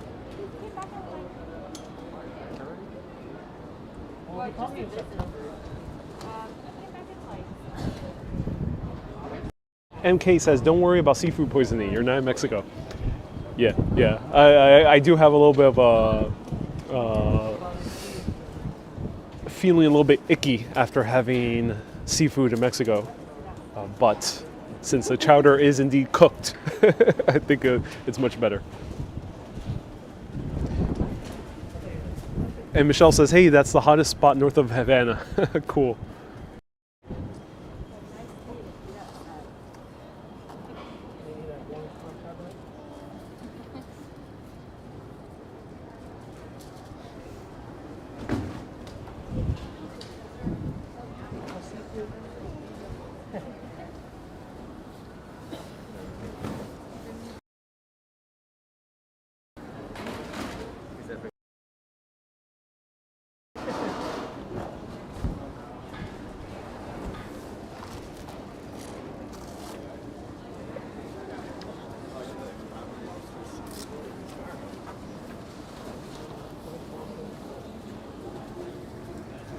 I've heard almost 200 cows just walking on this cat. Like, you see that the average Apple Watch, like in gold, and then the Samsung Watch in gold, and wore them as chains? Elder says, are you going to KEXP? Are you referring to the radio station that's inside the cafe? If that's the case, yes, I'll be covering KEXP, Elder. Great question.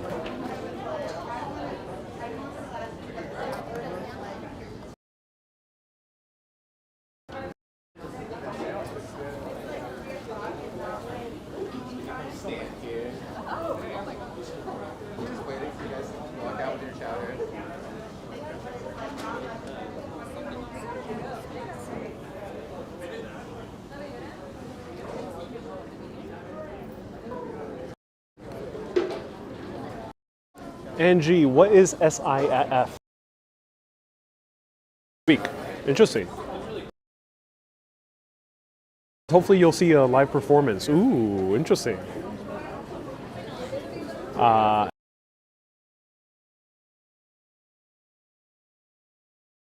The other place, the Piroshki, no line as well. Here, no, very little line. That's good. It's so cold though. Ooh.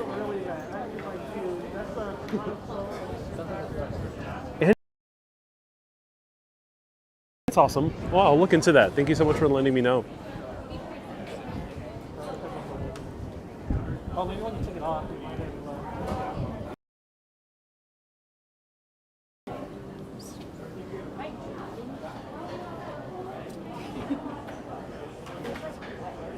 oh, you say it was like the stronger acid, like So quiet. I'm not sure why. 10 million tourists come here per year. At least that was pre-COVID numbers. Yeah, at least pre-COVID numbers, 10 million per year, which is quite a lot. It's big. It's bigger than some New York City attractions. So it's a very well visited place. Still pretty cold during the summer.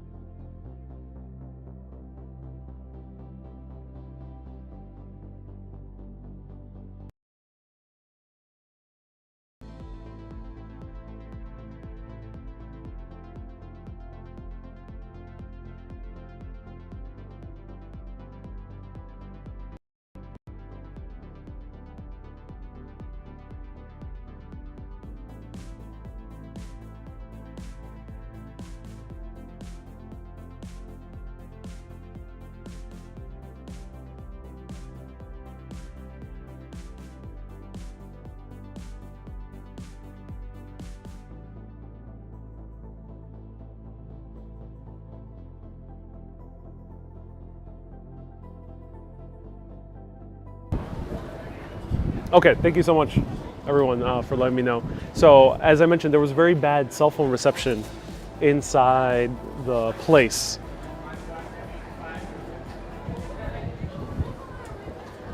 There was very bad cell phone reception inside the place. And luckily I got out on time. And I got a seafood bisque, no bread bowl. Just got a small seafood bisque, which all has local fish. Salmon, cod, shrimp, all local. So let's try the seafood bisque. So windy. Ooh, nice. They give a little piece of bread. Okay, I was hoping for some bread. I was like, excuse me, I was worried that there was going to be no bread. And they got some crackers, that's good.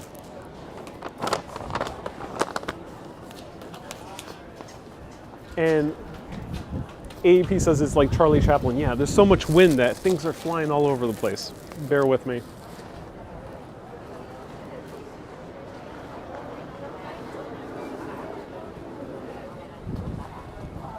Voice is not synchronized.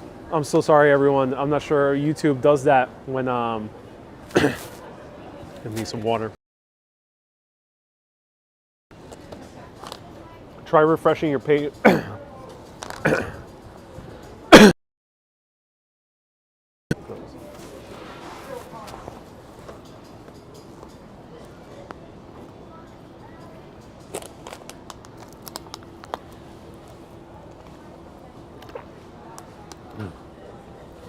Try refreshing your page. Otherwise, you can go to Facebook, Urbanist Live, or on Twitch, Urbanist Live, in order to have a synced video. It kind of sucks that the video sometimes goes out of sync because of that bad cell phone reception. And yeah, it kind of sucks. Let me find my my spoon.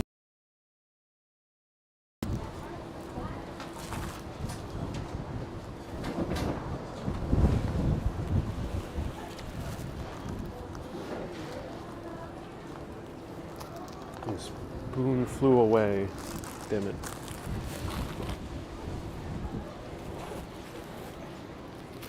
Oh, here it is. Stream's good now, says Philo. That's no worries. All right. Nice.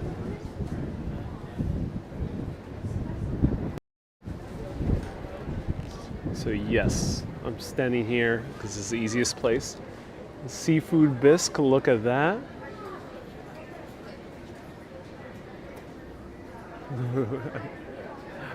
Look at that beautiful seafood bisque.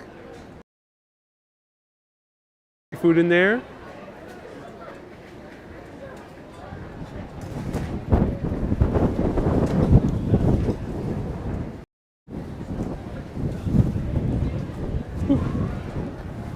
I wish I can sit inside, but there's no cell phone reception in the inside part of the market. But lo and behold, if you're not filming a live stream, you can go inside the market and be able to go and sit a little bit more warmly. But since there's no cell phone reception, I have to stick outside with the blowing wind that can knock everything over at any given notice. All right, let's try this out. Ooh, it's nice and warm. Oh, wow. Super creamy. I've noticed that Seattle has some good dairy products. I'm very curious. Let me know, local Washingtonians. Is Washington known for a good dairy industry? Because I've noticed some good dairy here. It seems like they get it from smaller farmers. And the cost was it's like $11, something like that. Wow. Can you go behind the plastic you're in front of? That's a restaurant. They might kick me out of that.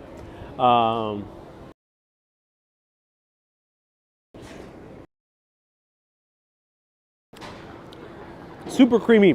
The chunks of seafood are pretty small. in here. So it is quite seafood packed. I wish there were a little bit. It's well condimented, and I can taste the beautiful taste of the salmon. Wow, that is amazing.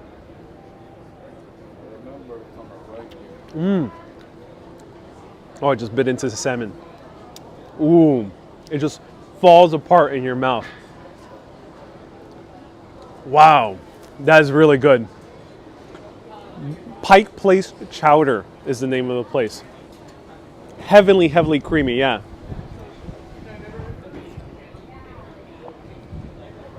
Really, really well done. I do recommend it. Pike Place Chowder. Salmon there is amazing, yes. Now, after having this, I'm more determined to have a nice grilled salmon to try it out. Very curious how grilled salmon is here. And good seafood restaurant recommendations. So maybe I'll be able to feature a seafood restaurant. Sally says, how was your cholesterol? I think I'm doing pretty well. Copper River salmon, I think is, it's not the season yet, but I could be wrong, says Jay Davis. Oh, cool.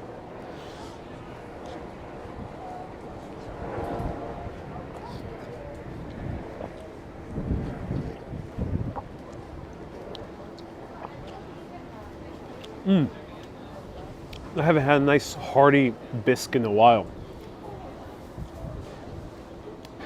Better than the salmon pastry, yes. As I mentioned, that was a good pastry. I just didn't personally like it.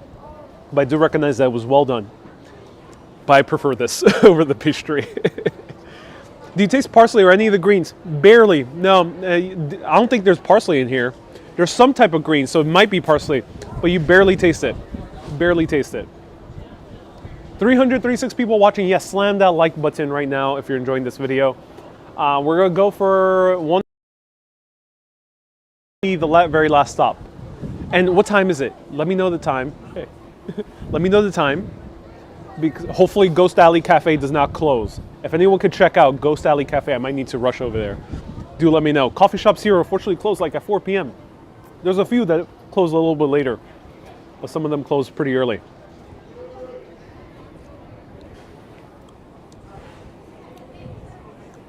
So Karen and a lot of people have recommended going to Ivar's. Thank you so much. All right. Vince says, are you going to Kurt's? No, I won't be going to Kurt Cobain's home.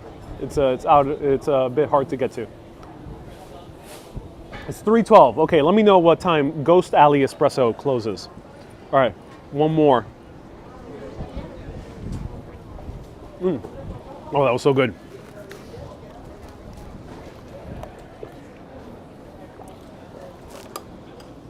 And really good ginger beer as well. Just got to throw everything away. All right. Great roastery. And let me know, local Seattleites, has anyone been to Copacabana? Is that the name of the restaurant? The Bolivian restaurant? Let me know. Oh my God, Seattle empanadas. Are these? They kind of look like Argentinian style or Bolivian style. Wow.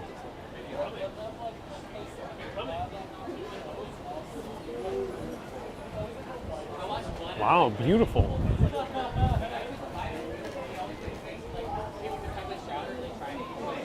Closes at 4 p.m. Okay. So I got a few minutes.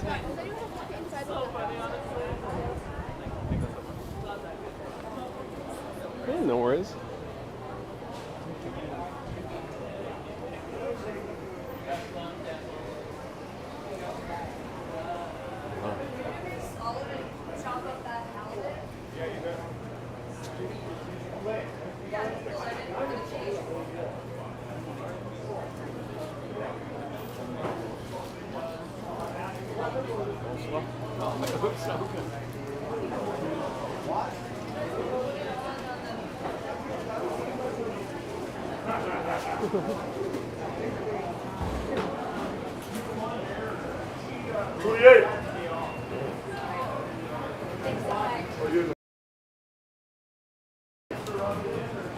Hey, how's it going?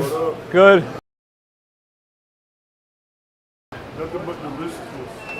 Oh, I'll have a fish taco, please. Just one. One? Yeah. You gonna want another one. All right, cool. Good to know. Also, I've been eating a lot today.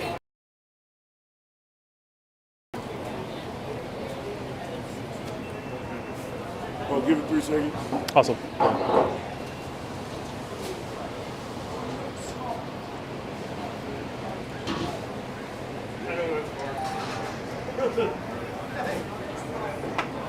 You guys got the shrimp cocktail? Is that all right?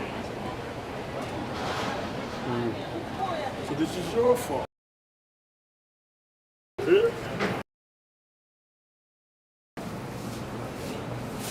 We'll give you an order number.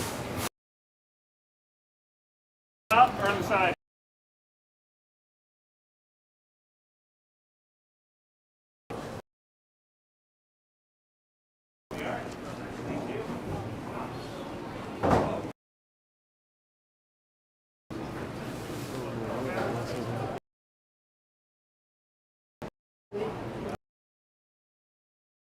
Hopefully I'll come back.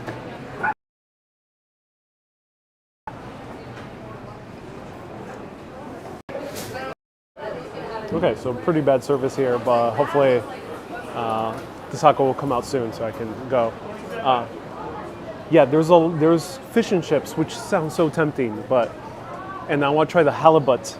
So tempting, but not yet. It's a little bit too much food for the halibut and chips at this moment. Plus, I want to make it to the coffee shop on time. No service at the market yet. Poor service the more inside you go, unfortunately. So there's a lot of cool stuff inside the market, but not too much cell phone reception. Sally says really good halibut here. I might come here for dinner. I wonder what time they close for the halibut fish and chips. Rocky says I called. They're very nice. Open till 4. Thank you so much. I appreciate that. MK says you're good right now. Good. So the reception is good. This bakery is really good. There's a lot of people here. Let me buy something.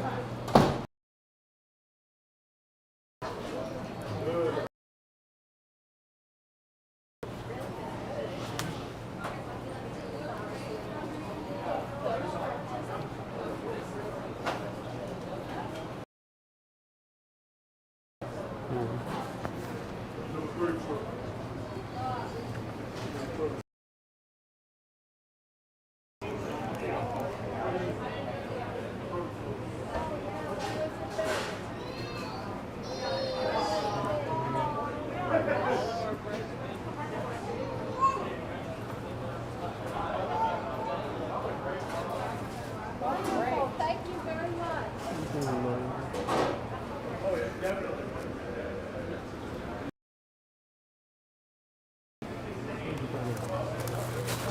Hey, I'll have a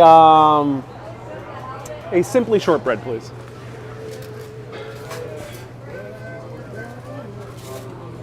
$2.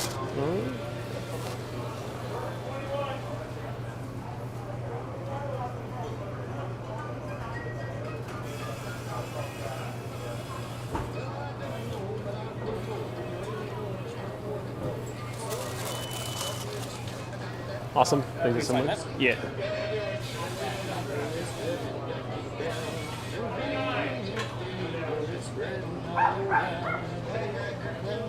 Awesome. Thank you so much.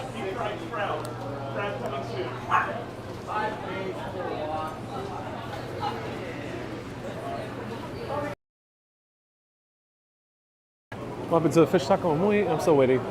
33.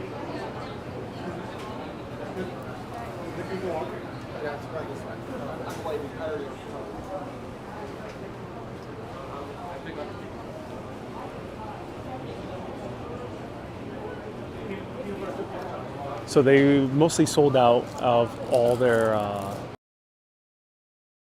bread to accompany with the coffee.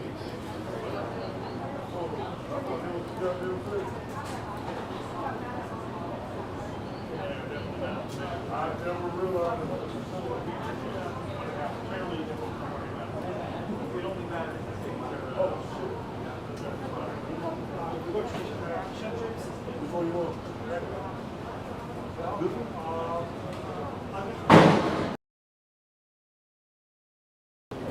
y'all, 1542. Here we go.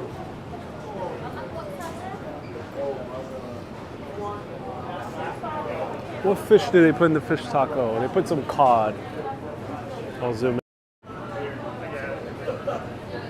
No, I almost lost my fingers last night.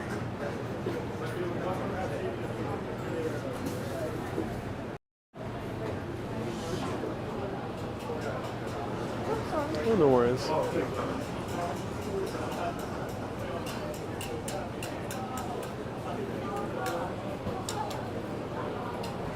Something happened.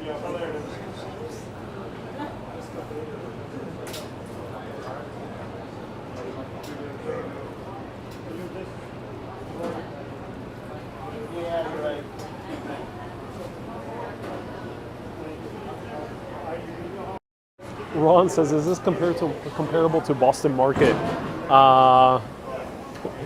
Something happened. Something was lost. No, Boston Market is a chain restaurant, and no, it's different. So Boston Market is not, I don't think, based on the real market. Though Boston does have two famous markets, but this is way better than the one that Boston has to offer.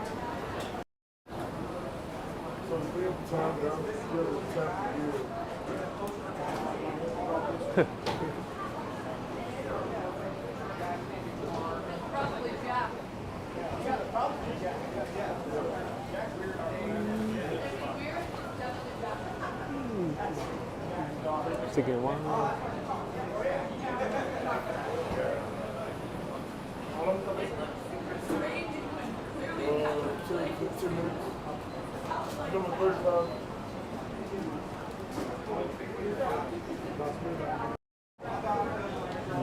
All right, still waiting.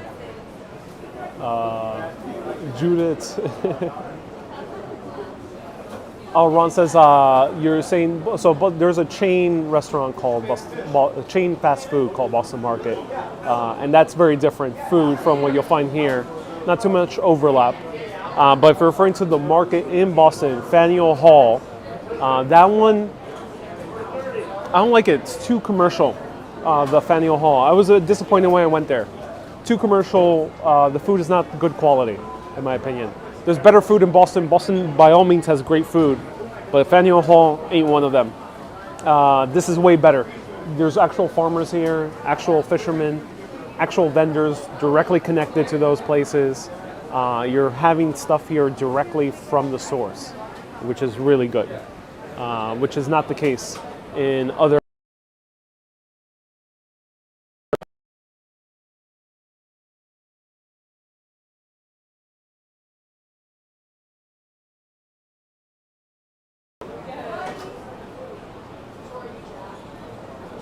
Jay Davis says, "Is quality programming worthy of?" Thank you so much.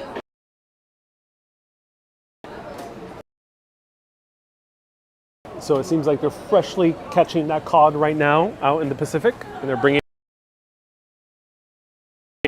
Bad service. Let them go.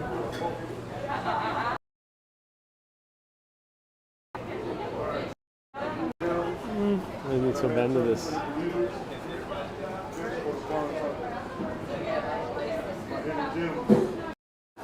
Philo says it's caught to order. I think it is. I think it is. Yeah. I'm kind of surprised because usually places like this already have the fish fried, and you know, or at least they have it already cut. I'm not sure why it's taking a while. Quincy Market agrees a letdown. Is it Quincy Market? Yes. MDN. That's right.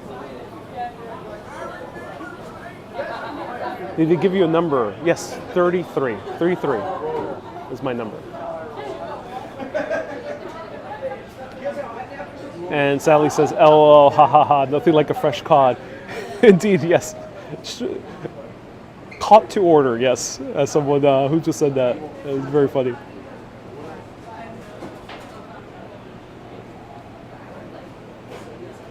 Boats bring the seafood here, says MK. Yep, yep.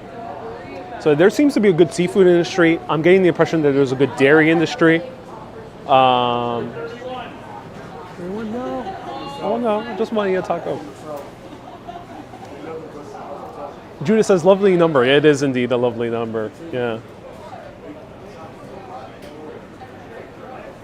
And the halibut it just ain't biting, says Miss Law. We got cod this time around. I'll try halibut at some point on this adventure. Here, which is going to be some coffee. All right, cool.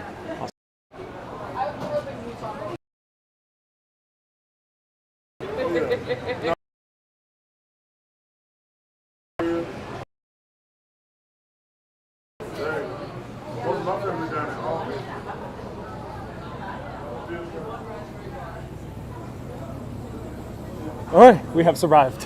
Let me see where I can set up my stuff.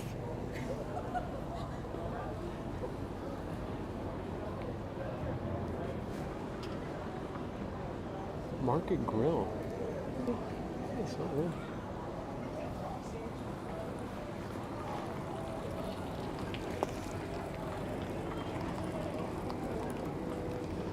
Ron says Quincy Market. Yes, Quincy Market.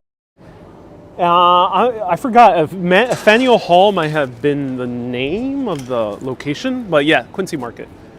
All right, let's try a taco here for the second to last bite before I eat the shortbread cookie in my pocket and some coffee.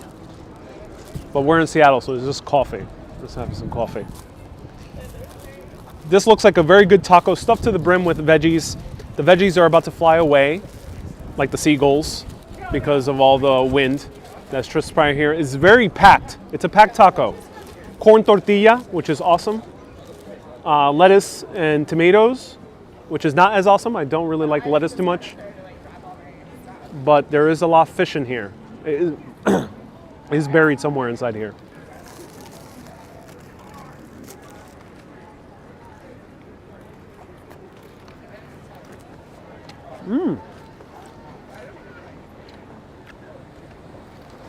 Wow, okay. My hair looks like I have been fishing out in the Alaskan Sea. I'm going through a terrible storm with George Clooney and Mark Wahlberg. And I think it fits. It fits. This entire experience. I'm just gonna let the salad fall because I don't care for the salad. Sorry, I just want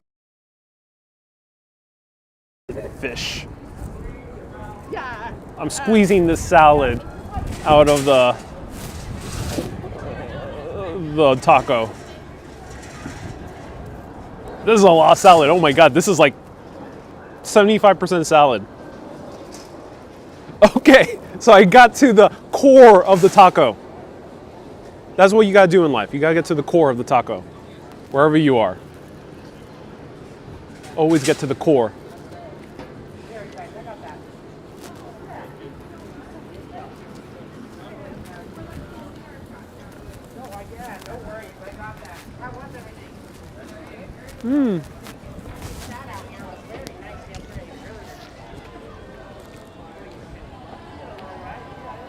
Really good cod. They did flavor it nicely with their condiments. Has a nice breading, light breading. I like it. Cod doesn't really speak out too much. That's why it needs a lot more condiments, but it's really good. So they're closing up this seating. So let me have one more big bite here.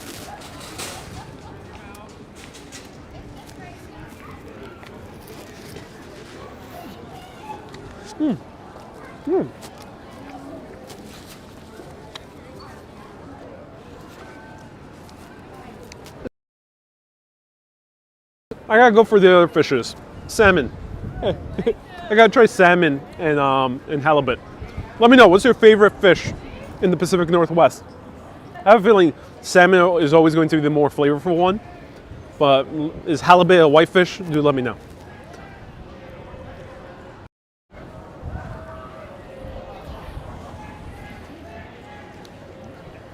All right. Whew. That was a lot of mayonnaise too.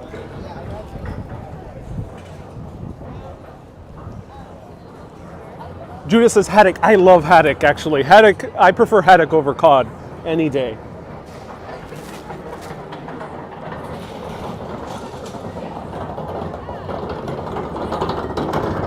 Cod is always, it has to be heavily salted, so it always has a salty taste to it.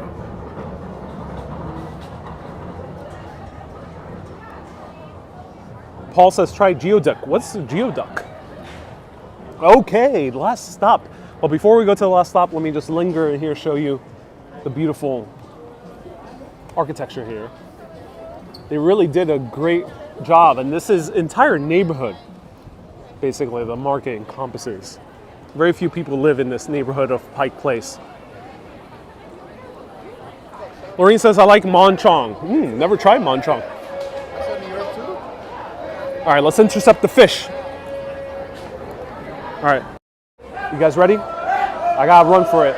I gotta catch the fish like a football player, like Tom Brady, and then continue my way. Let's go. No, I'm joking. I won't intercept the fish. I'll refrain from showing my Tom Brady skills.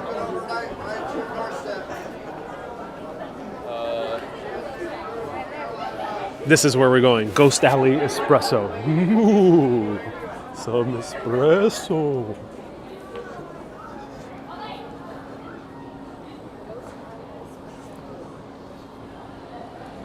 Jay Davis says you have a great sighting, chance for a celebrity sighting here. Really?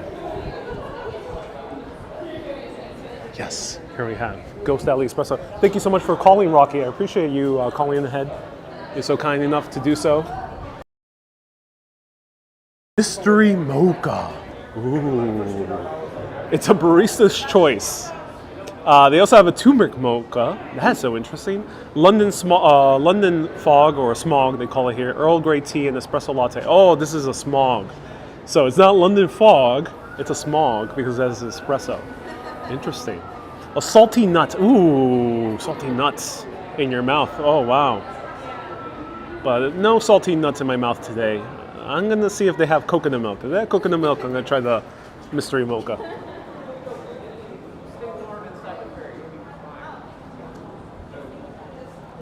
George says Ariel's going back for his gum. I mean, I can retrieve my gum if I want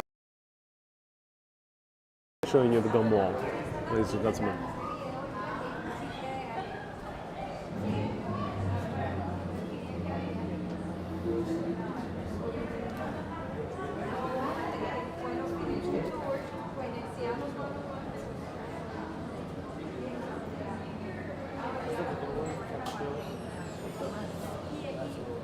Okay, ladies, I got your cappuccino. That's your hot one. That's nice and hot there. Cappuccino there. Thank you, guys. Have fun.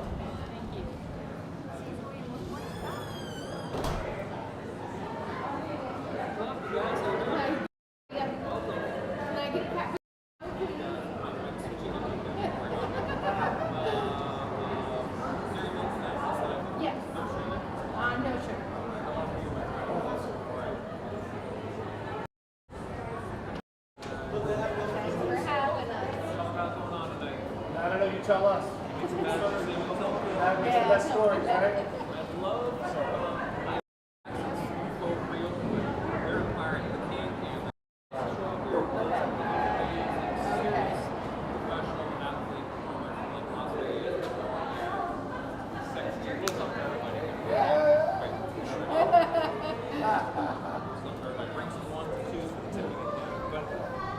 It's appropriate, but they're an amazing shape.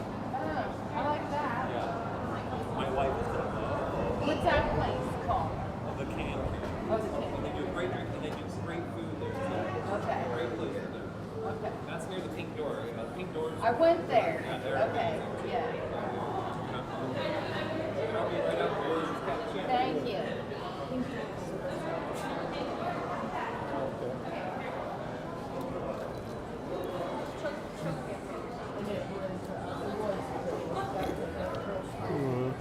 up, my Hey, man? yes, do you have coconut milk? I don't have coconut milk, do I? Oh, I do have coconut milk. Okay, I'll do the mystery mocha in that case. Medium, 12 ounce? Yeah, this medium, yeah, that'll be. Let's do it. Any flavors other than dairy you don't want in there that you know of? That I don't want? Yeah. I would say I'm not really into fruity coffees. Nothing fruity? Yeah, not that Gotcha, fruity. gotcha. Yeah, I don't like it too sweet. Not too sweet. Keep There. it coffee forward, no fruit. Coffee forward, there we go. Yeah, Yes, is sir. that impressive? That is impressive, yeah. And we have one rule, you gotta leave happy, bro. So Okay. If you don't like it, we're gonna redo it completely, okay? Oh, interesting. Okay, cool. All right. And then I'm also going to take a few of these stickers. How much are each of the small ones? It's 1 for $2.50, 3 for $6, mix and match. Do the 3 for $6, You okay. can grab a button, I got a magnet if you want. And I'm going to grab, do you have any of these postcards? I do. I'll have 3 of these postcards, please. Got it, man. And that's it. You got it. See, there's you right there. There's me. Oh, I love that. Thank you. Thanks for coming down to support us. Where do you live? I live in New York City. Oh, man, welcome. Excited to try the coffee here. This New York City so bad. I got married in Central Park. Oh, you did? Wow. Yeah. Awesome. I go all the time, and Yeah. my 21-year-old son's begging me to get back there. With your 3 we're at 1951 was the year. We'll put it Yes. on the card. What do you do in New York? I do. I'm a YouTuber and a TikToker. Oh, hell yeah. Right. I've been showing a lot of the coffee and food here. Right, Yeah. great, fantastic. Here, you better take a free magnet too while you're at it. Oh, cool. Thank you. Fun. Appreciate that. You got all that? Oh, yeah. Okay, Awesome. cool. I'll be right Thank up, you. friend, okay?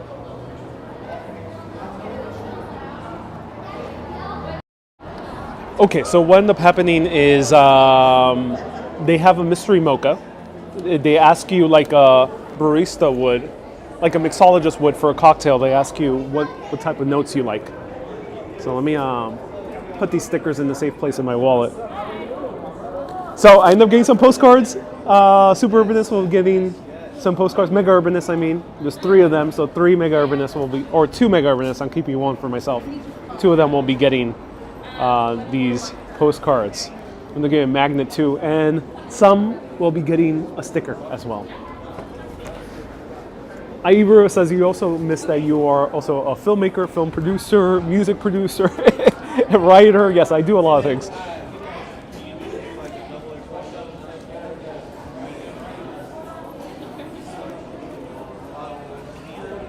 All right.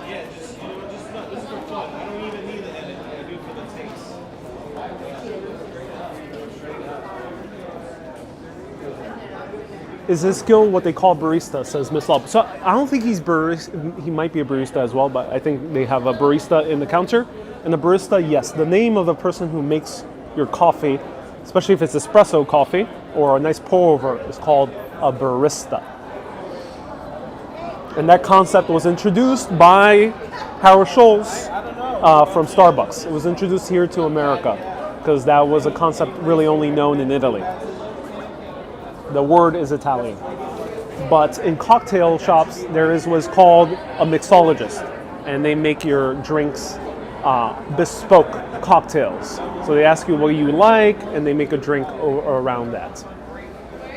So I usually don't like my milk drink, so I usually just go for Americano, but since they have a mystery mocha here, luckily they had some coconut milk, and that is really the only milk I would drink, and I'm gonna try that.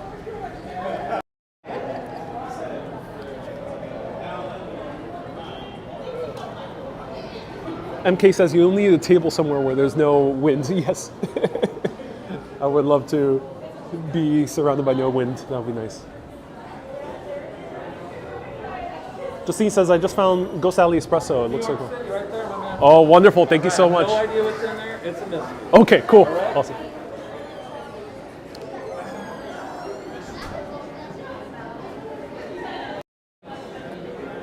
So excited. Oh, I never had a mystery mocha before.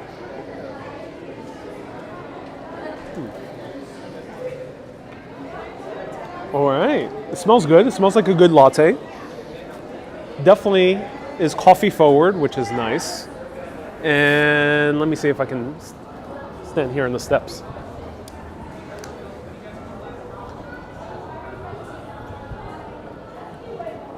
Is this closed? All right, I might go over here. Bear with me. Oh, this is a senior center. Someone said they wanted to see the senior center. So here it is. The senior center. Not sure what the senior center is. Is it a center for senior citizens? Maybe. All right, here it is.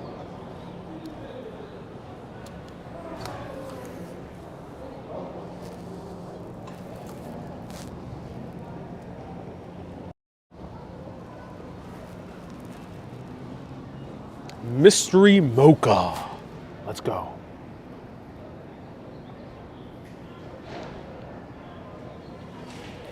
Ooh. It's hot. I like it. It is vanilla-y. So they put some vanilla syrup here. Lots of froth. Which I'll point. Lots of froth.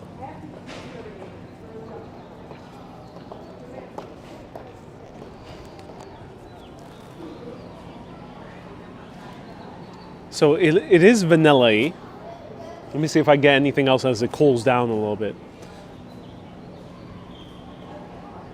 And let me try the shortbread cookie. And I have shortbread cookie from Three Sisters Bakery, very well known.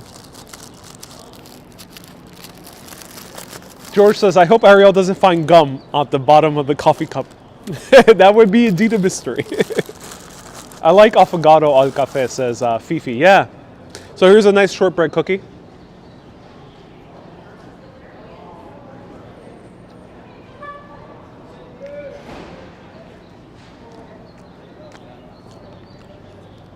I do like it. Nice classic shortbread cookie. It is good. It's neutral. So it's not too sweet. I like it. Very buttery.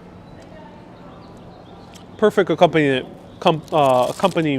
with the espresso right over here. So that's very good.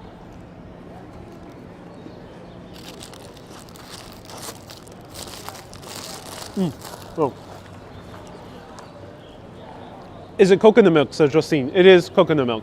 Now, coconut milk is the worst of the milks really for espresso drinks. In terms of how it froths. It's very poor in frothing. I'm not sure if anyone has done it well. Usually baristas don't like working with it because it kind of sucks. Obviously the best thing for frothing, for getting that nice kind of silky, velvety texture is milk. Usually it's skim milk. After that will obviously be whole milk. And maybe you can even use goat milk. I'm not sure if anyone has ever tried goat's milk as a barista. I would love to try it. Actually, I gotta try it at home one of these days. But then you would have oat milk. Oat, O-A-T. And that one is the best alternative milk, vegan milk, that is for making espresso drinks in terms of its frothiness. After that is almond. And then after that, you might have soy, and then at the bottom you have coconut milk. However, I personally enjoy coconut milk.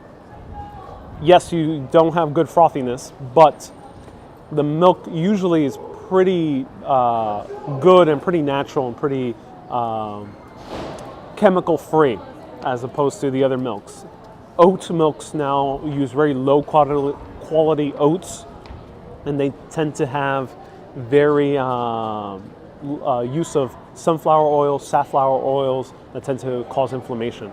So I really don't like oat milk. Almond milk, same thing. Almond milk barely has almonds. And soy milk, never been my thing. Don't like soy. Soy is also dangerous in too high levels. And then most milk kind of sucks in the US. But maybe in Seattle there's places where they're sourcing some good milk. So I go for coconut milk.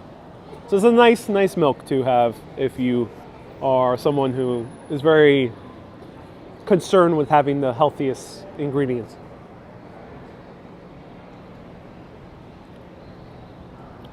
Yeah, it's a very good mocha. It's a very good mocha. And to me, it almost tastes like a nice, a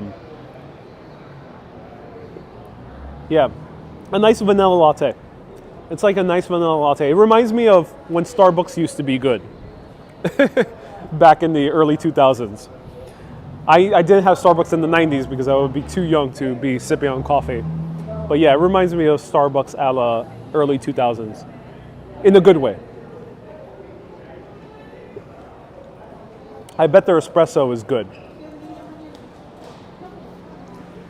Coconut milk is creamier. Goat milk is lighter. Yeah, goat milk would be lighter, yeah.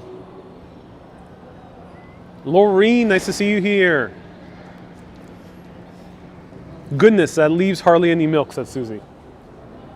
If you're in Europe, having regular milk is great. I mean, Italy, France, UK have great milks, great cow's milk. And hemp milk is good. I never tried hemp milk. I like macadamia milk, is a good alternative. It's still done pretty freshly. And hey, Diana says, good to see you in Seattle. I like Starbucks, it makes me hyper, says Andy. It's a journey. Okay, let me show you the front street of Pike Place Market. This was an adventure through Pike Place Market. Let me show you the front.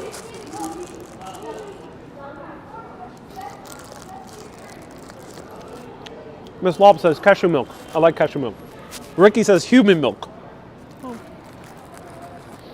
Let's save that for the babies. Ricky.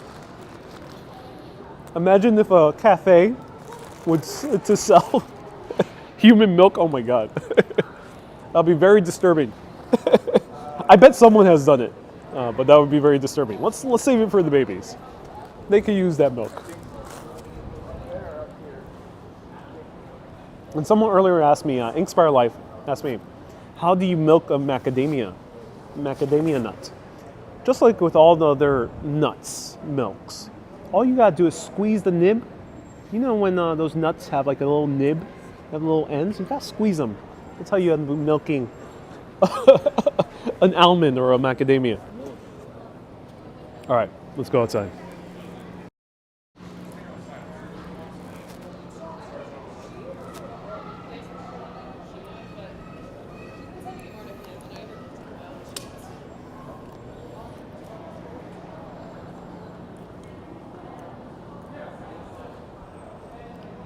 Milk, MK says you need your own coffee shop on the side. Indeed I do. So if you like your espresso drinks, I would recommend Ghost Alley. It's a fun experience.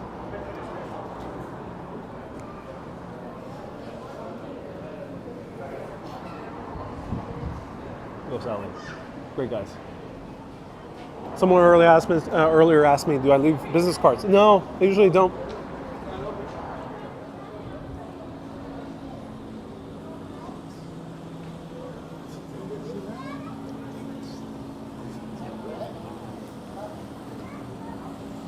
Cindy says, do you see the Seattle Eye? I have not. No, not yet. Stephanie says, I hope you take us to the wheel. Is it nearby? Do let me know. Andy says, you are doing a really good stream. Well, thank you so much, Andy. Here it is, where we started.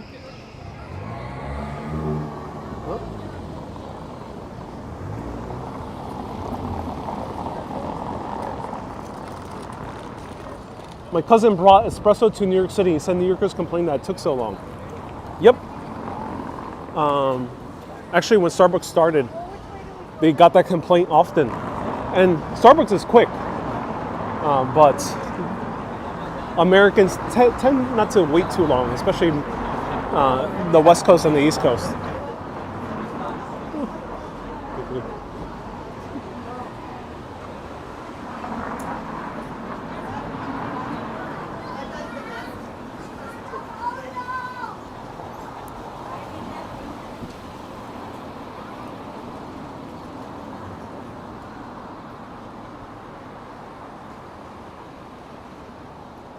Hey, Pat says, I'm loving the tour of my town.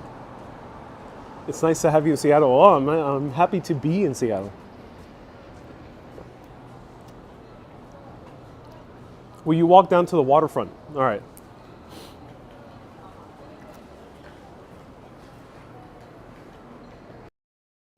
Okay, let me know if you want me to go down to the waterfront.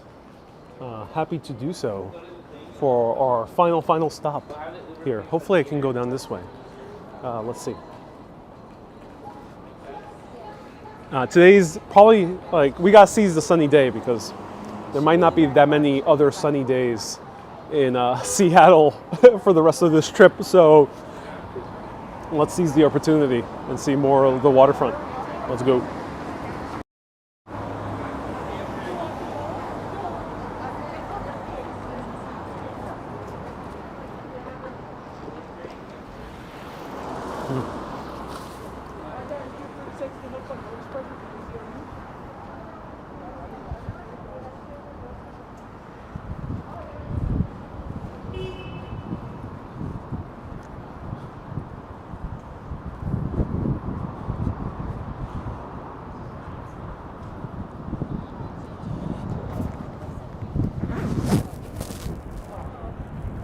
Jay Davis says you should be able to take the stairs. Yeah. So just for context, right now we are in the area where a lot of the hotels are located. So the Four Seasons is here. This is the Four Seasons right over here.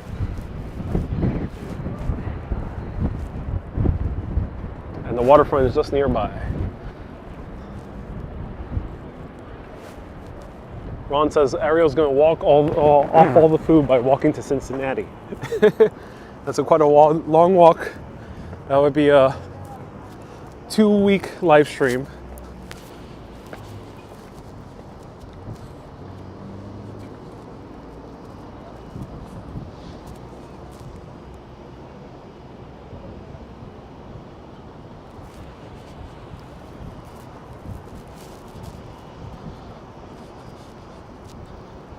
Bella says it's colder by the water. Uh-oh.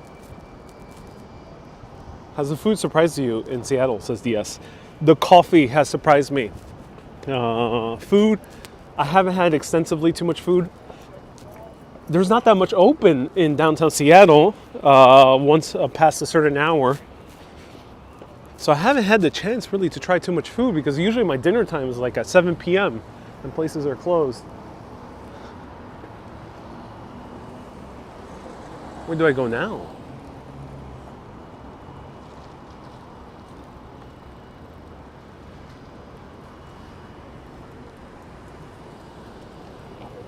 They don't have signage. Let's cross.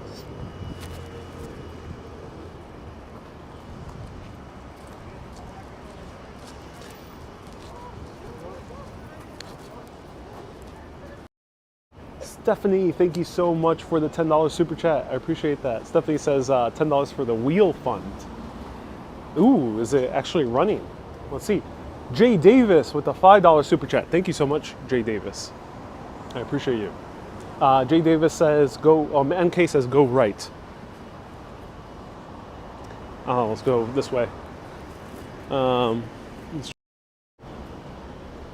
Corey says, how does the homelessness problem compare to New York City? There's a lot of homeless here. They're in certain areas of the city, which I haven't really shown today.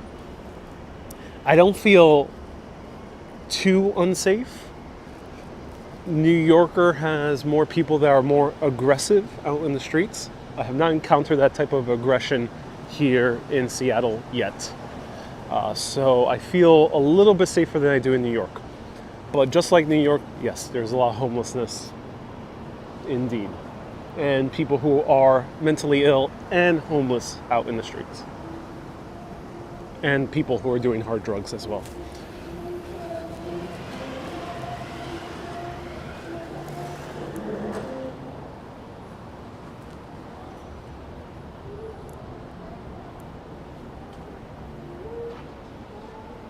Stephanie says, how about Pioneer Square? Stay tuned. I'll show Pioneer Square at some point. That Pioneer Square is basically the historic district of Seattle.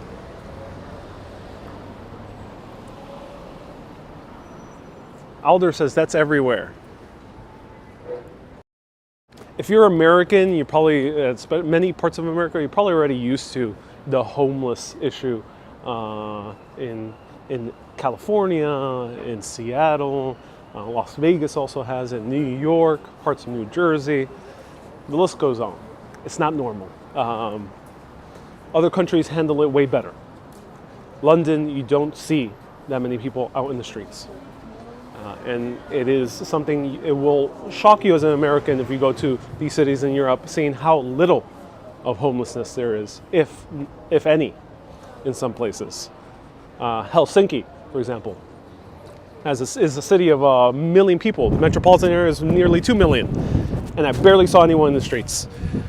Remember, Seattle is a city of 2 million people. It's as big or even smaller than most European cities. So yes, it's no excuse, I think. It's not something that should be normalized. People need help, and also different infrastructure should be built, and housing and things. It's a multifaceted issue, but should be handled better in the US.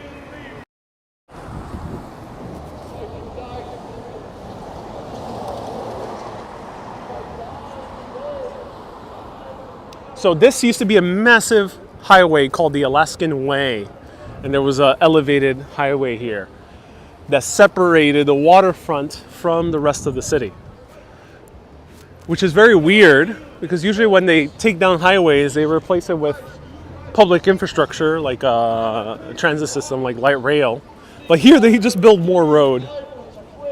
At least it's no longer a big gigantic highway. Come and see us. Maybe you suffer a lot because life is tough. Maybe you need a prayer. We are here to pray for you in the name of Jesus.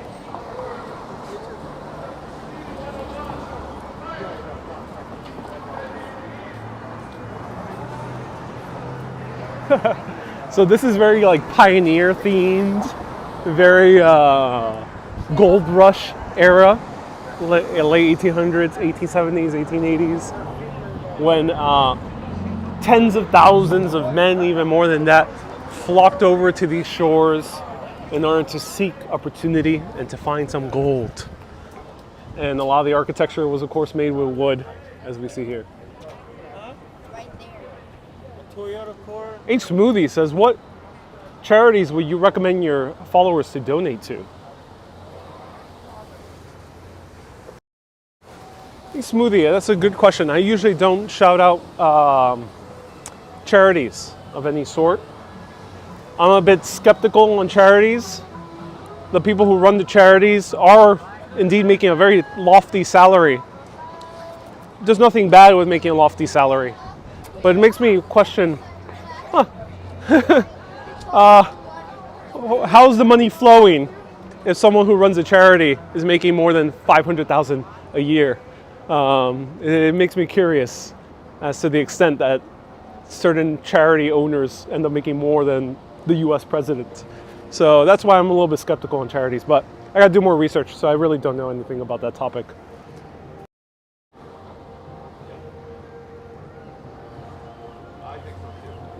I love this. This is like a little pioneer wonderland here.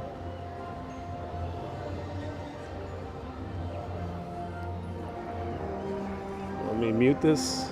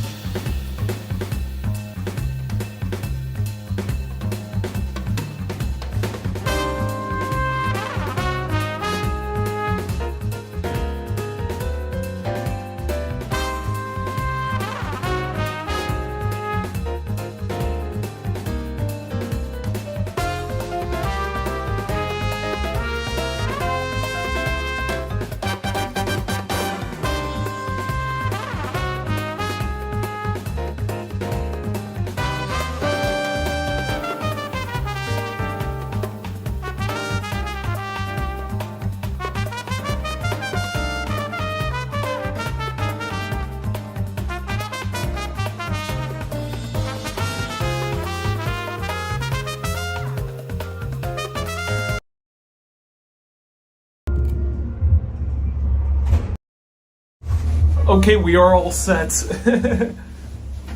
I gotta replace my gimbal because this one's too tall now.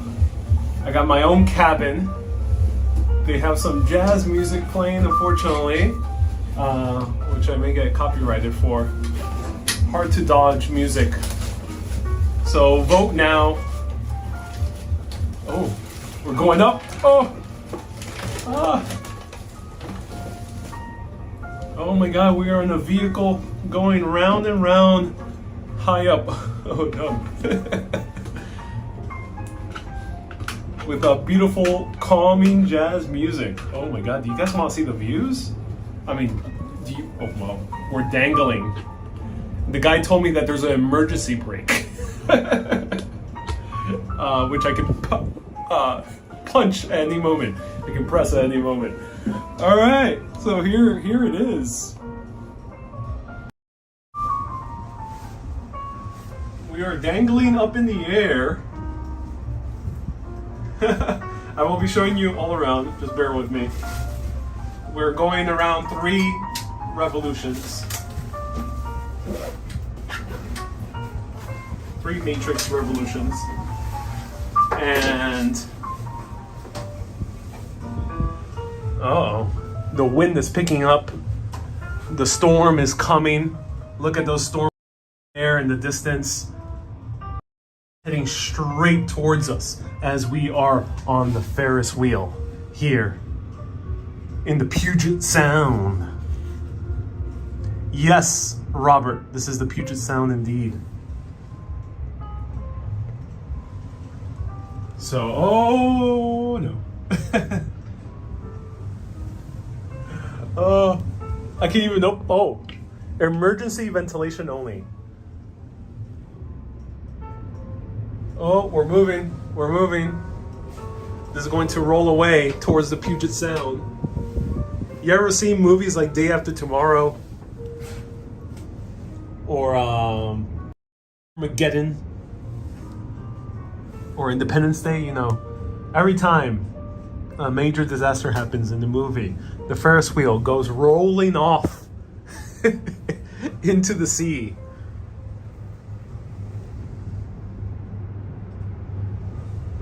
Or when you're on the Ferris wheel, you can also think, if you want to have a little bit of better association with the Ferris wheel, then you can think of the lovely movie, The Notebook.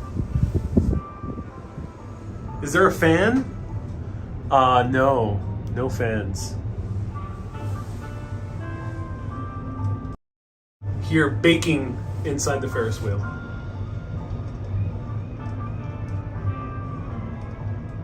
Unspecified V says,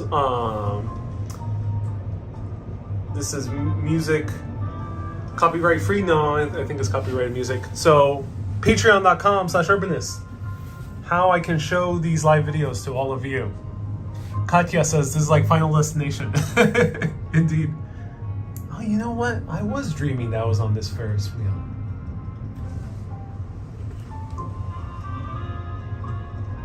I'm just joking. Luckily, I had no dreams of being on this Ferris wheel. The ride will cost $14? Yeah. Whoa, okay. This is shaking. Why is it shaking? Why is it moving? Ah.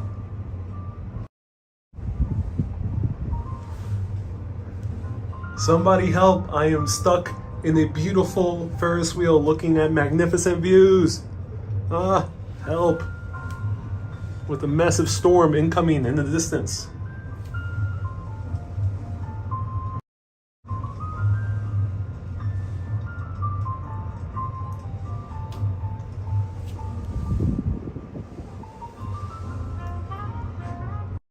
Mystery Magician says, stop, I'm scared.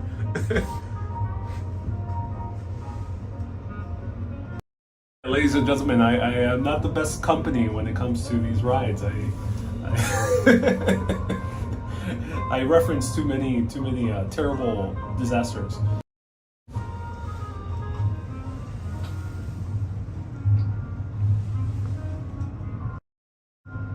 Ricky says we're at the highest point. We are literally at the highest point. Oh no, there's someone behind us, so we're almost at the highest point. We're second to the highest point.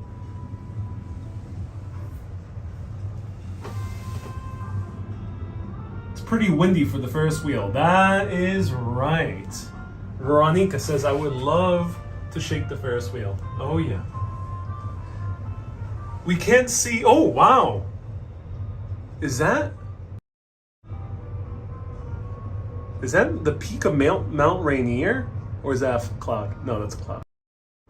Almost thought that was the peak of Mount Rainier sticking out, but we can't see Mount Rainier today.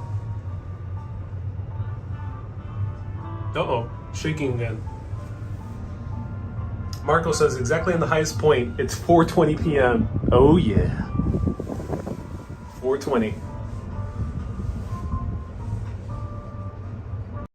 Hey, someone left a super chat. Who was it? Who are you? Who's the super chatter? MK.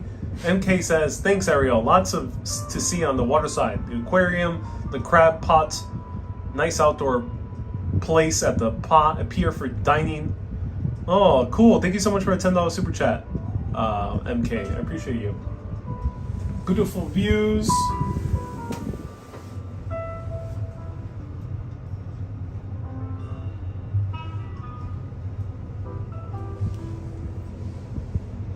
Melody says, I'm scared. Yeah, I mean, luckily I have a nice table here for comfort. I am holding onto the table for nice comfort, emotional support.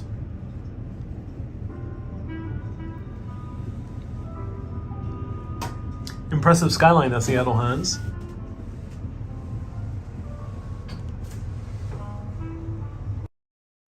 Has anyone held to a table for emotional support? Let me know if you ever held onto a table. 2 stadiums down there. What are those stadiums? Alex says there should be a life preserver under your seat. I hope it doesn't come to that point.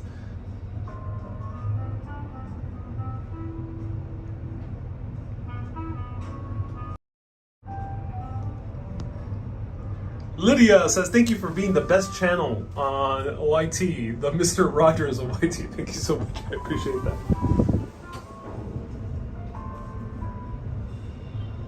Thank you so much, Lydia, for the $10 super chat. Lydia, leave me a nice $10 super chat. Thank you so much.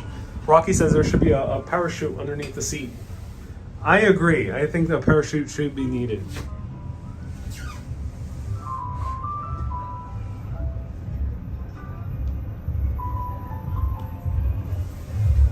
That's it, we're done.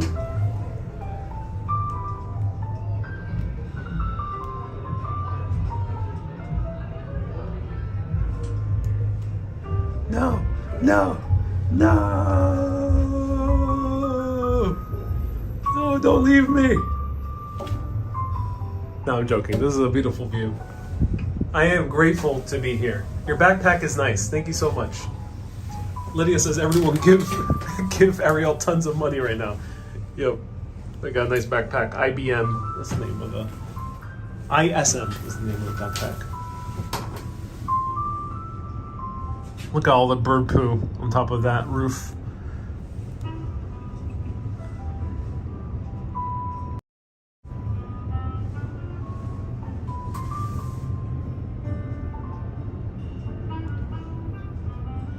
Lydia says, you're welcome, you're representing my city so well.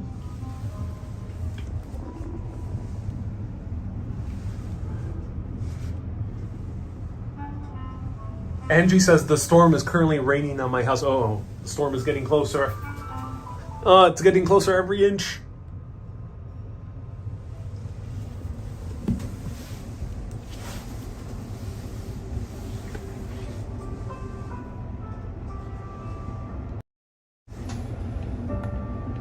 Okay. Can you go see the Space Needle? Stephanie, scroll back. And voila, the Space Needle full tour just for you.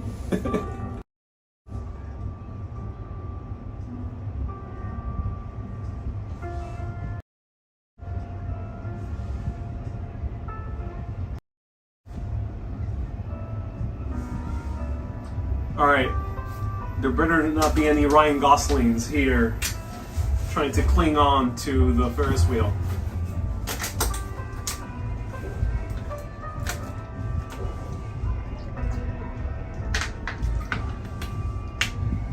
No. No. No. Don't leave me. No.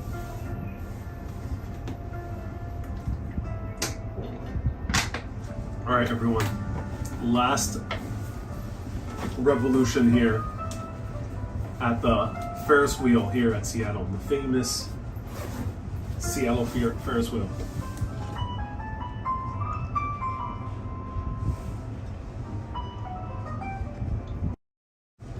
Is it time to whip out a nice little gummy bear? Just kidding. Don't do school, do drugs. I mean, don't do drugs, do school, ladies and gentlemen. Yeah.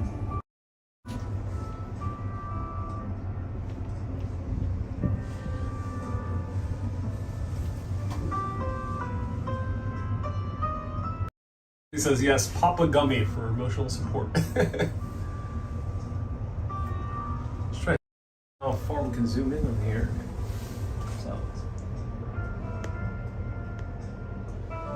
CB says, a gummy bear?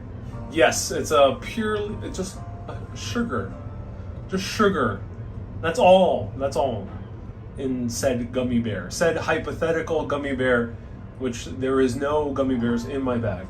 I can neither confirm nor deny.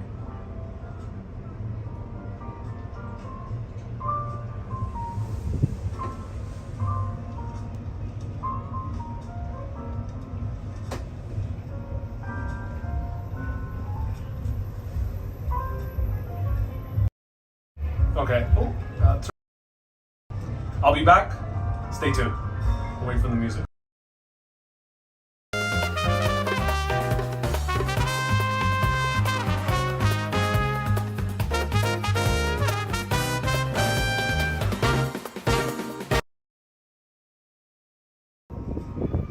Okay, false alarm. We are now stuck in this Ferris wheel forever. For all eternity, to revolve over and over and over again with the same sights of Seattle, with the storm keep on coming. It never comes, but it always keeps on coming. All accompanied by slow jazz. This is our life now.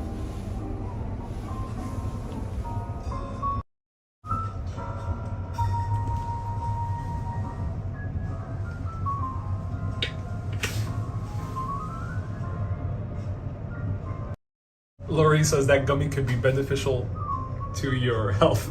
Mysterious says I should just order Uber Eats up here. Yeah, that would be nice. Right there, we see the Space Needle. Yeah, the needle is hiding behind the buildings, but luckily now we've paused over here. Oh my god, I hear the wind and the seagulls starting to scream for dear life because they're heading away from the storm. It's a good thing that they put nice calming jazz music here. We now fluttering in the wind a lot.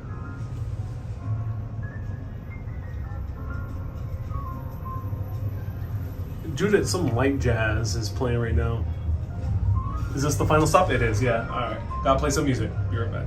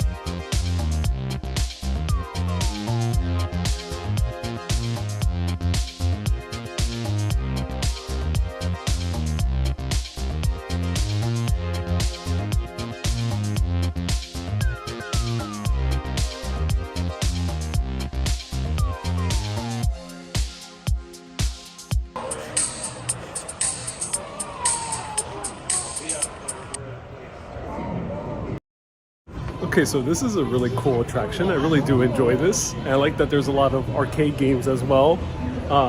It's pretty quiet, actually, for Friday. Surprise. But, ooh, arcade. Multiple tracks, go!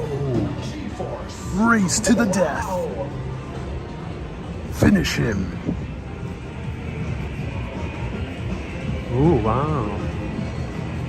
So cool. Ooh, snowboarder. I used to love that game. Oh my god, that was one of my favorite games. As a young kid. As a wee boy.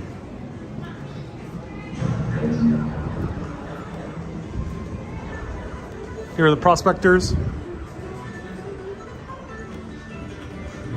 And some of the prospecting music.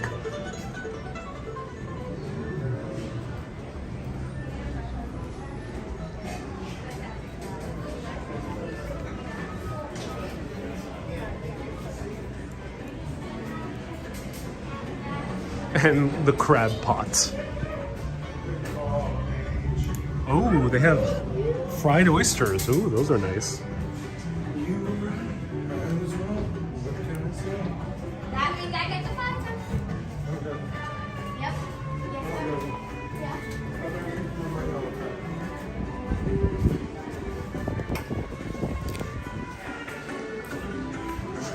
All right.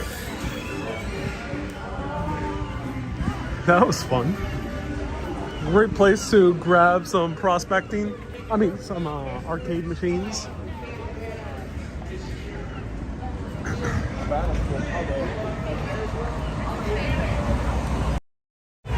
So Catherine left a whopping $20 Canadians.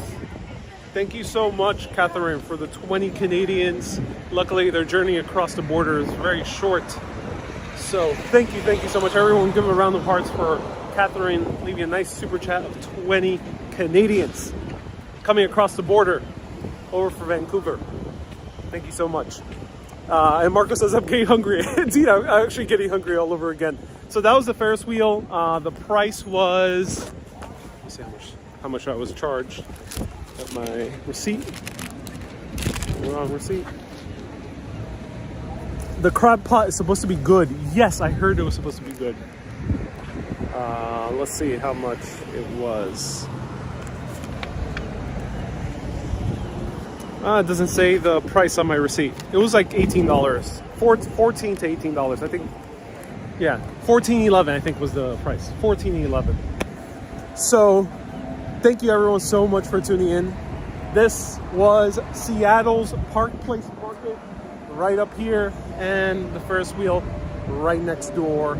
Is a fun ride. Come here on a sunny day, or a day where you can see the skyline and the views is wonderful. And if it's sunny in Seattle, take advantage of it every moment you can, more so than other rainy cities, because here when it's sunny you see the beautiful views of the mountains. So leave the museum for the next day when it's raining. Come sunny day, come outdoors because you see these magnificent views. So everyone, patreon.com/urbanist for extra bonus videos. 200 patrons. By June 1st, I'll be showing you some cool spots in Europe. So patreon.com/urbanist. Or 50,000 stars on Facebook as well as the other goal. So we're reaching those two goals. Leave some stars on Facebook. Keep being awesome and always keep on exploring. Have a good day, everyone. See you tomorrow at 4 p.m. New York City time, 1 p.m. Seattle time. 1 p.m. Seattle time. Bye-bye. Bye-bye, everyone. Nice to see you. Dun, dun, dun, dun, dun, dun, dun, dun.